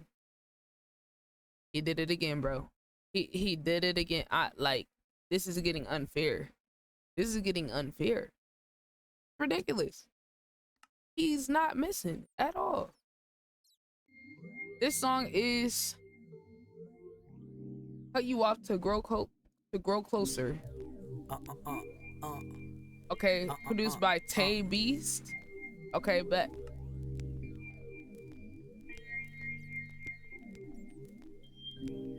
I leave you thirsty on Twitter. You boo boo, you tea, Who thirsty? you turn down, you thirsty, Ooh. you boo boo. Ooh. I'm trying to learn something new. I'm trying to find myself. I'm searching deep for Kendrick Lamar.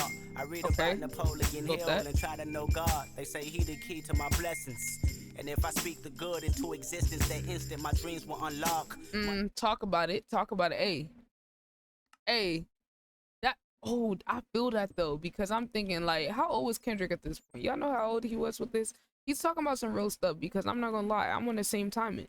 I feel like I'm trying to understand myself. I'm trying to get to know myself too. And like learning about the stuff like man is best in the power of your words, that type of stuff. So it's like that definitely resonates with me for real. Flow like water, I'll just wait at the dark. And by the way, I'ma start finding more light to shed. Like a 23, 24. Okay, so he's about the same age as me. Feel that though, because it's like, you know, you trying to figure out who you are as a person. So it's like you trying to learn how to like be a good friend, be a good person in a relationship. If you're in a relationship, learn how to what your values are and like what the hell you stand for at this age. You know, hey, look, if you watching this on YouTube, let me know what it was like for you going through your 20s. I'd be curious about people's journey. Everybody has like a different journey with it, but the 20s is just a rough period of just like trying to strip away the stuff from the past, you know, or your upbringing that you don't want, or learning how that shit affects you and what parts of yourself you want to keep and what parts you want to get rid of, how you want to grow, like how you want to, who do you want to be, what do you want to stand for, figuring out all that shit, figuring out what you believe. That's really what I feel like the 20s period is about. Maybe by the time you get to 30s, you got stuff a little more figured out. But yeah.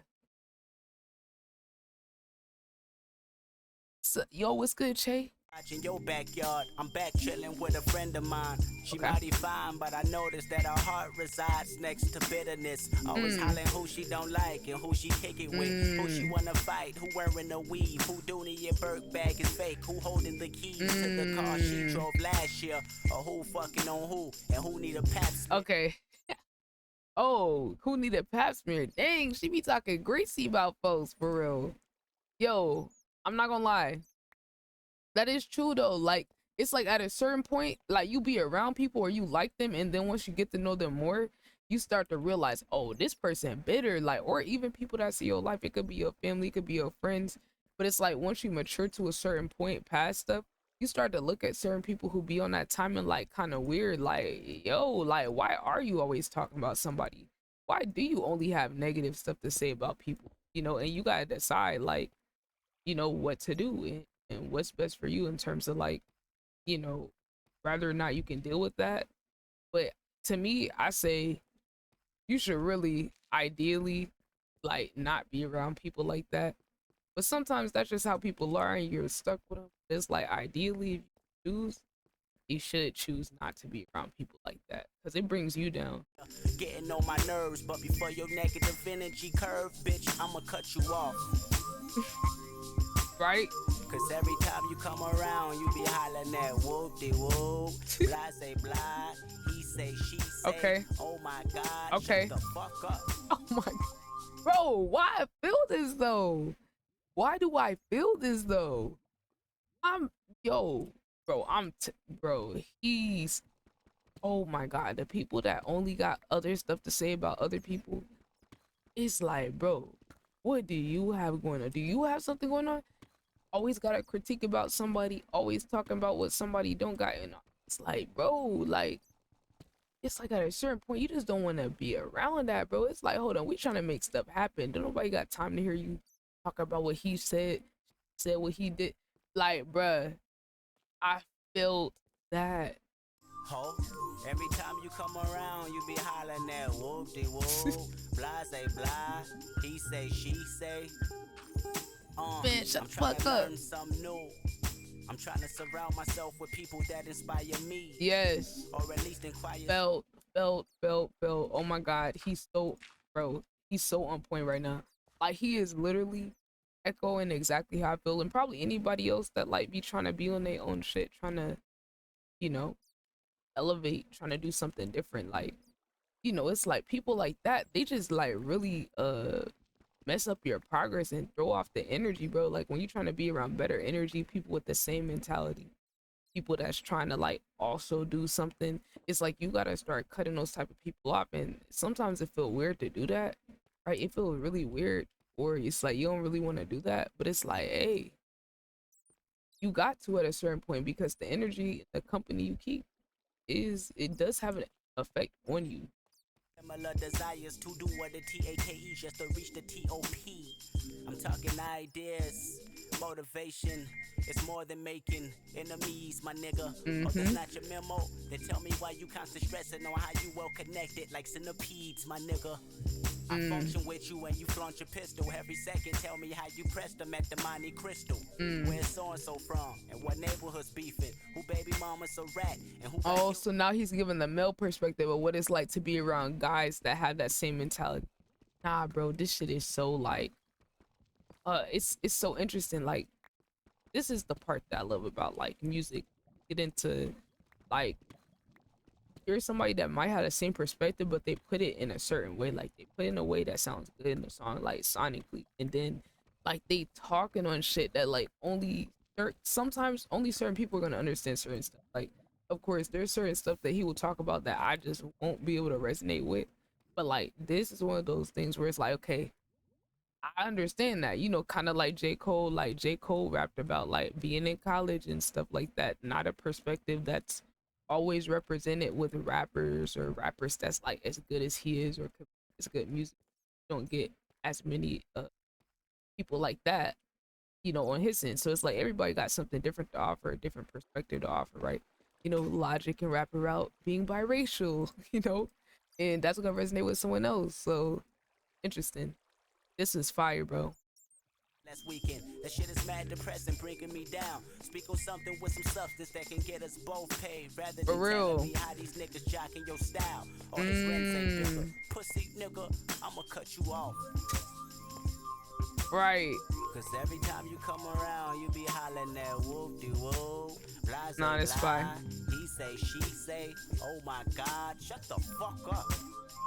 Scary ass. Bro, and this what I be saying with Kendrick's ability to like play around with his vocals to like really give you that like exactly what he's feeling. Like, when he says shut the fuck up, it's like, bro, that's how it feel. It's not just like, oh my God, shut up. It's like, you just so tired of, you like, bro, shut the fuck up about this shit. Like, are we gonna talk about something that's gonna get both of us further, or are you just gonna keep talking about this dumb shit that don't matter?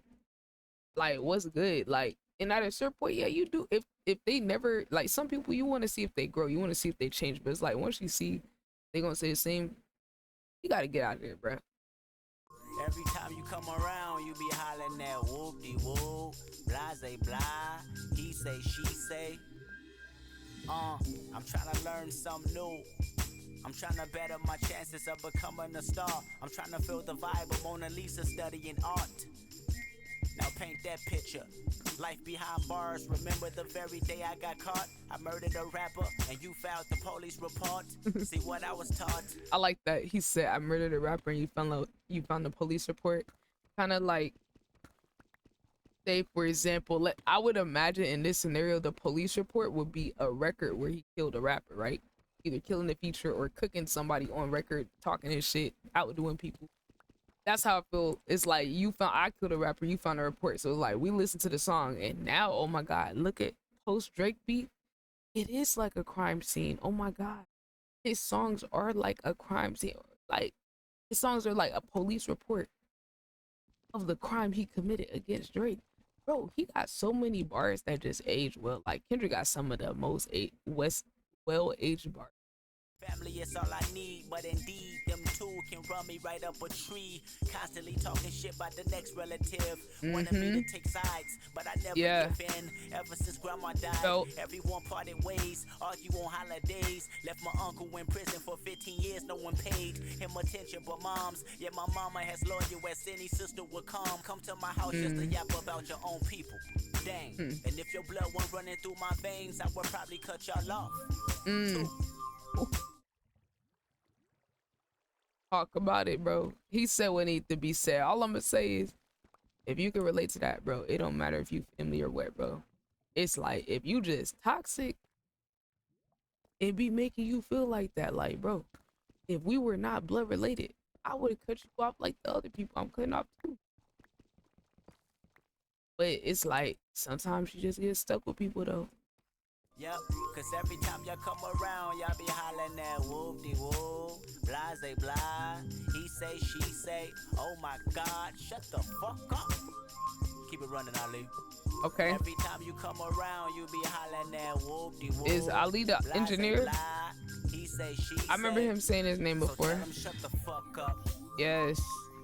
This is a good message. This is a good message right here, though. Oh, we got diamonds.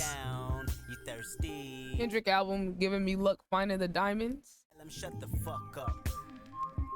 Tell him shut the fuck up.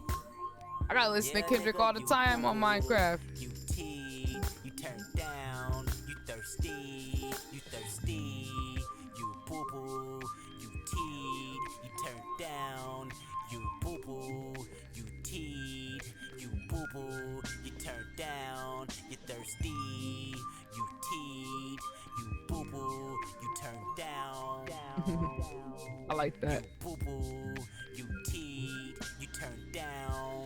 You weak, yo bitch weak, yo. I like this. Oh, this is fire. You teed. This is fire. Keep all that. This is fire. This was fire. Oh my God. He does it again. He does it again. This is ridiculous. This is ridiculous. He, like, just a banger after banger, different vibe after different vibe. Like, the versatility at this point was insane. Who we got to get all these diamonds. Wow. Look, bro, it's like each song, I'm like, I like this one better than the last. It's like, damn. Bro, why did he eat that so crazy? What's the next song? Obviously, I love that one. The production, the lyrical content, the message. This song probably resonated with me the most out of every single song. Every single one is fire, bro. Oh, there's more. There's more. Okay. What is high power? High power is the way we think, the way we live. Oh, he definitely had to be working on Section 80 because he's talking about high power. And he definitely wouldn't be talking about that unless... Okay, so that's enough references. Hold up, Mad City, and then now he's talking about high power. So he definitely was already working on that, on both of those projects to some extent, or at least had the songs or something. Say that the human race is nothing. No morals, no standards. What we're about to do is raise the level of expectations. Okay. No, you don't have to have a lot of money. You don't have to be rich. But you will be rich in mind and spirit. Water. Some say as big as a crew. Some say as big as a gang. High power. Wow. Stand for it as if it's big as a religion. And didn't he have that stand for something high in the morning, high power? What's that lyric? Okay. Wow. Okay. Here she needs me. Oh wait.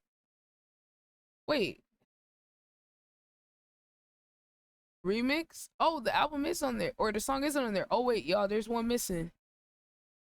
Heaven or Hell. Ah, I knew they was gonna have one missing. Okay, bet. Let's pull it up.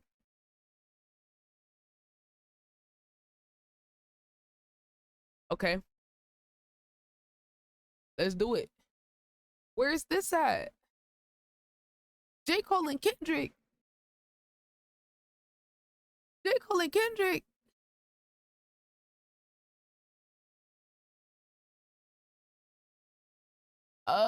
Which one should I listen to?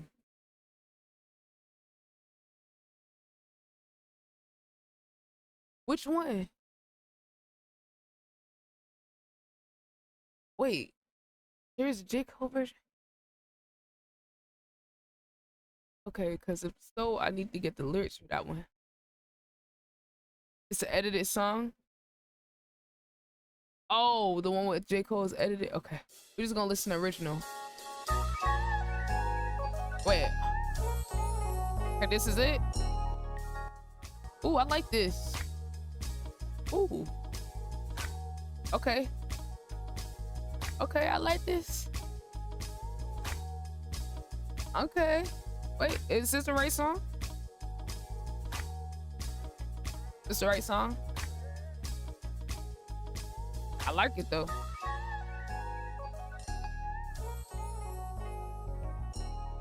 I love the vibe on this song. What it look like? Niggas hating, bitches hating, babies dying, bullets flying, helicopters, police sirens, preachers lying, genocidim, criticism, unemployment, racism, burning buildings, AIDS victims, cancer killing, no cure, oil spilling, turmoil, poverty stricken, police brutality, kicking ass of us Africans, hostages in Afghanistan, not to mention wow. another prison, child molesting, cow testing, Botox injection, earthquakes, that's government testing, wow. society weapon, opium plant manifested, then turned to crack, then invested amongst us black, just a method to hold. Oh my God, he's him. He's going. I mean, he just going through all the damn issues in the world right here. Like he just. I mean, I think everything he's saying is self-explanatory, but I love the way that he's listening through all of it and making it all rhyme. You know? Yeah, he could simplify it and be like, "Damn, it's so much crazy shit going on in the world," you know, or some shit like that. Lame ass bars, lame ass way to present it. But now he's like finding a way to rhyme and make all these things flow, right? Genocide, criticism, unemployment, racism, burning buildings, AIDS victims, cancer killing, no cure, oil spilling, turmoil, oil spill happened around this time, poverty stricken, police brutality, kicking ass of us African hostages in Afghanistan, not to mention another prison, child molesting. Like, how he's kind of getting all these things off, but making it have a rhythm and a flow to it. How intestines, Botox injections, earthquakes that's government tested. That's another theory. Do y'all believe that? I think the government has ability to control the weather and stuff like that. I think they do. I think the sole reason I think it's a high probability is because they can use it as a weapon against other people. I'm not naive enough to think they're not doing that type of stuff. All right, let's go back.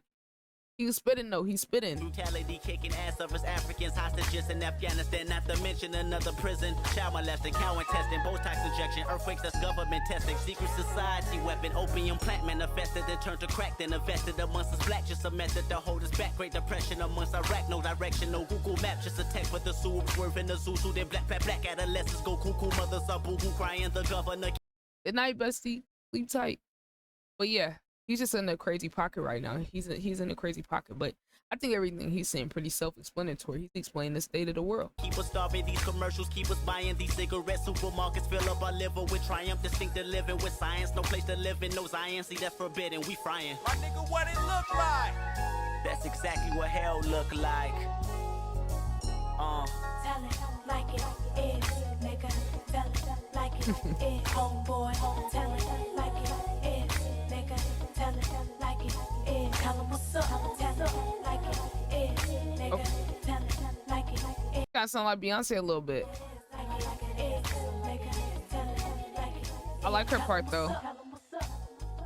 My nigga, what Okay. it look like? Malcolm laughing, Martin laughing, Biggie spitting, pockets rapping, Gregory tapping, people singing, bells is ringing, children playing, angels praying, 14 karat golden streets, collard greens, red wine, potato yam, turkey legs, culinary king's feet. Sound like a cookout.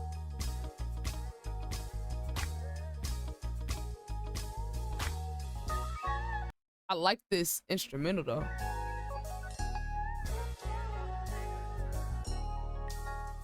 I love this instrumental. Nice, smooth little vibe. Real soulful.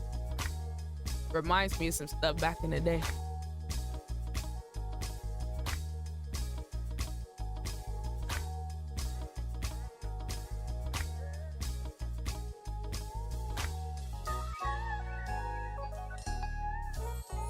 Love it. Fire.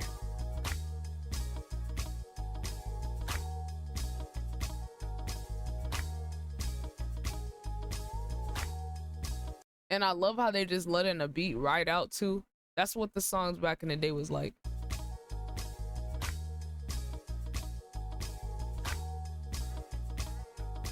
Fire song, fire song. I wish that one was on Spotify. I would listen to that one. Next song is She Needs Me Remix. That's the one that was gonna play on Spotify. Okay. Okay. Featuring Javante, Dom Kennedy, and Murs. Okay. Wait. Where have I heard of this Dom Kennedy guy before? Next city, random call, text with me. Like I'm missing so much, have sex with me. Not right now, look, you know I got the ex with me. She I'm like, dead. I don't care, Dom. So selfish and that really isn't fair, Dom. Meet me here, where, Dom? Oh, she sound like whoever this girl is sound toxic as hell. Like she on timing, like this type of person that you gotta watch out for these.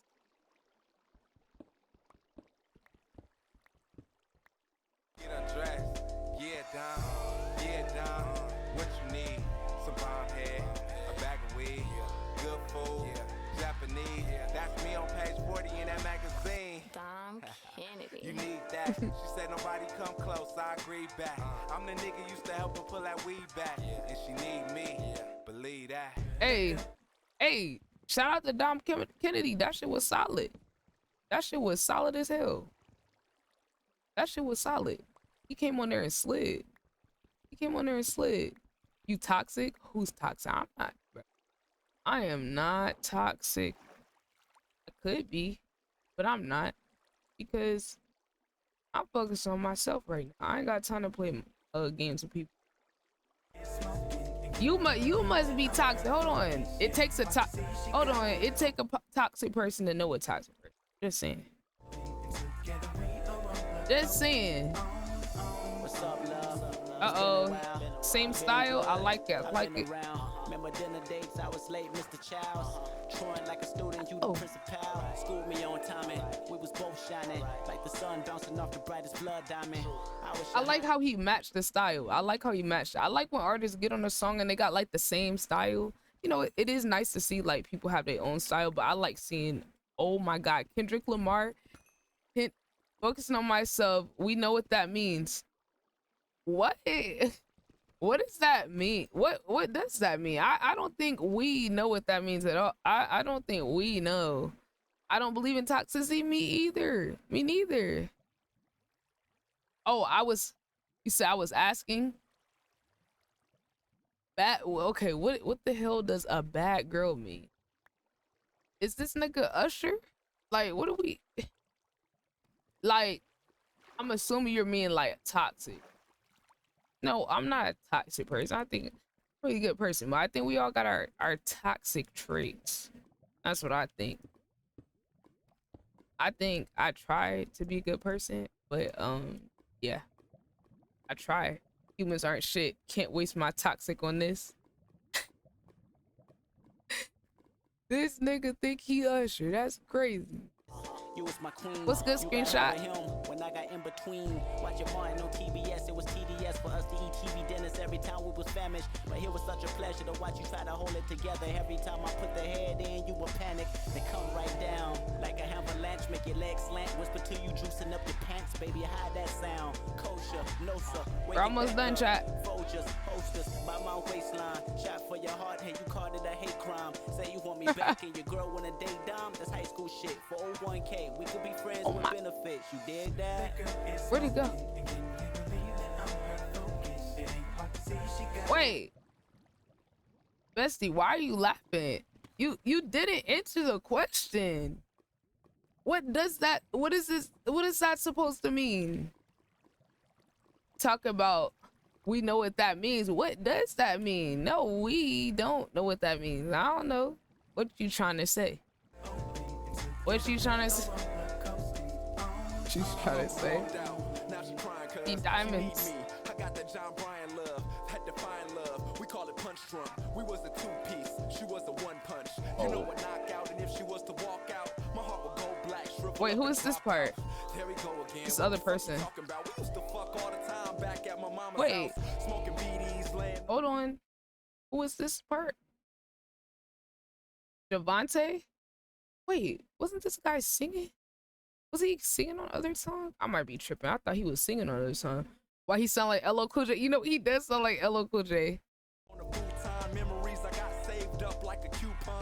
I like that. X2 FaceTime, he know. He know what?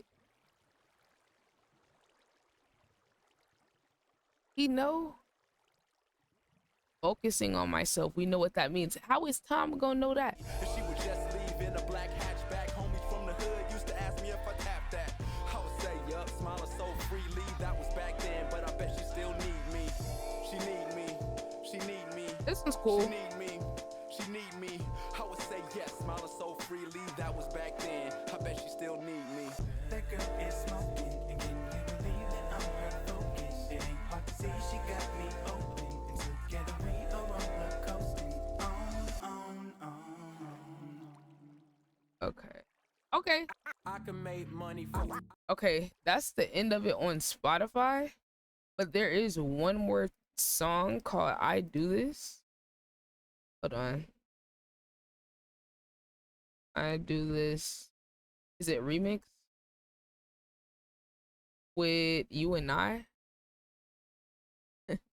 Exactly, Tom. Thank you. That's how silly he sound even asking that shit.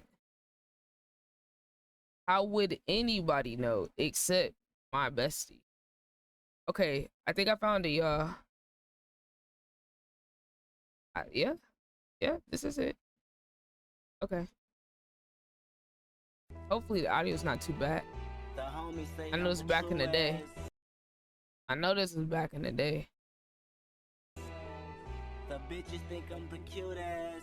The definition was cool ass. Boy, I thought you knew that. Said, I don't know, nada. My name Bennett in the bone. Nigga, you the one that said it. You the one that said it. You realize that, right? I prefer women with some sexy toes, with no corns but enjoys eating vegetables.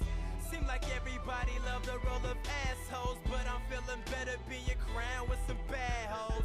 Mr. McHale, the Amish yo speaking. Fedora on the top, the black Abraham Lincoln. I hear they fell in love with my penis. Only concerned with my balls like Venus. They say I'm rolling like a Who is this? Y'all let me know who was that first. UO? UO. Wait, this one say UO. This one says is UOUNI? Hold on. Okay, yeah, it says UO. I don't know why it says that for his name on the lyric. But it says next is Thurs. Who are these names? This don't match the names on the feature. Okay, we're just gonna go with it. Every fuck shit up on chat. Say I'm big time, flavor on a wristwatch. When all these chickens want that rooster, call it big cat. Cat, back, aim and shoot that short shot. You and ITE be doing it, so go ahead and hop on that bandwagon of my genitals. Not new to me, I'm still serving balls on my tip for gratuity. The homies say I'm the truest. The bitches think I'm the cutest. The definition one cool ass. Boy, I thought you knew that. Bitch, I do that. Bitch, I do that. Okay, I would love to hear this with better quality because you know this was from 13 years ago. I would love to hear a higher quality version of this. I feel like that's throwing it off for me. Definition one cool ass. Boy, I thought you knew that. Bitch, I do that. Oh Lord, here he come, there they go again. Okay, who is this part? Bitch, I'm going in. Burn the switch up, then I roll again. Scheme? They must not got all the people in here. Don't keep rolling in. Got the wood going crazy, big chrome 380. If a nigga try to play me, nigga swag waving. Chauffeur got me carpooling, so when it come to stunting. This song got a little bit of like Asian-ish sound to it.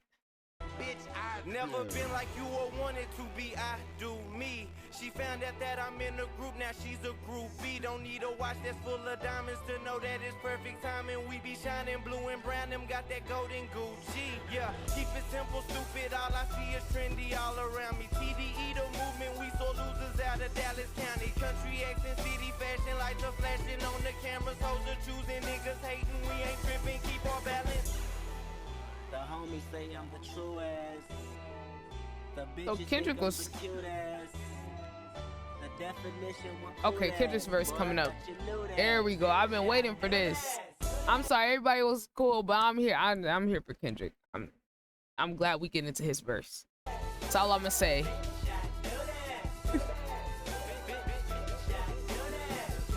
Heaven Hill remix. Okay. These hoes wanna love me, man. Okay. So I'm like, what up? He's not giving us a real verse. What up? Maybe. Oh, there we go. Stupid fire burning, people looting. That's the chaos. Come from K. Swinging swords and hanging nooses, chunking deuces. Then drop one, dropping music and not one. Call me hot or call me Pac. Every eye on me, and it's obviously I'm closest next to Kingdom. Ah, nice. Call me hot or call me Pac. Every eye on me, and it's obvious. I like that, you know, cause now here not like us. All eyes on me, opposite of the Pac. Hey.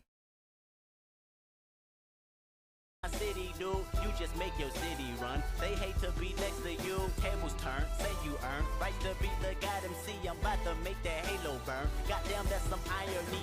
I am the messiah of society. Beside a Holly Berry, feed me berries in Paris. We. I carry on a great endeavor. Ambition leave them in grief. Like beliefs of Mason Bether. Reporting from CPT.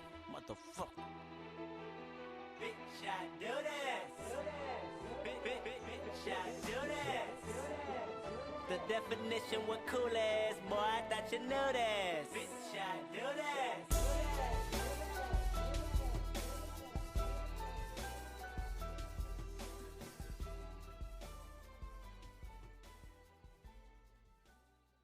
Okay.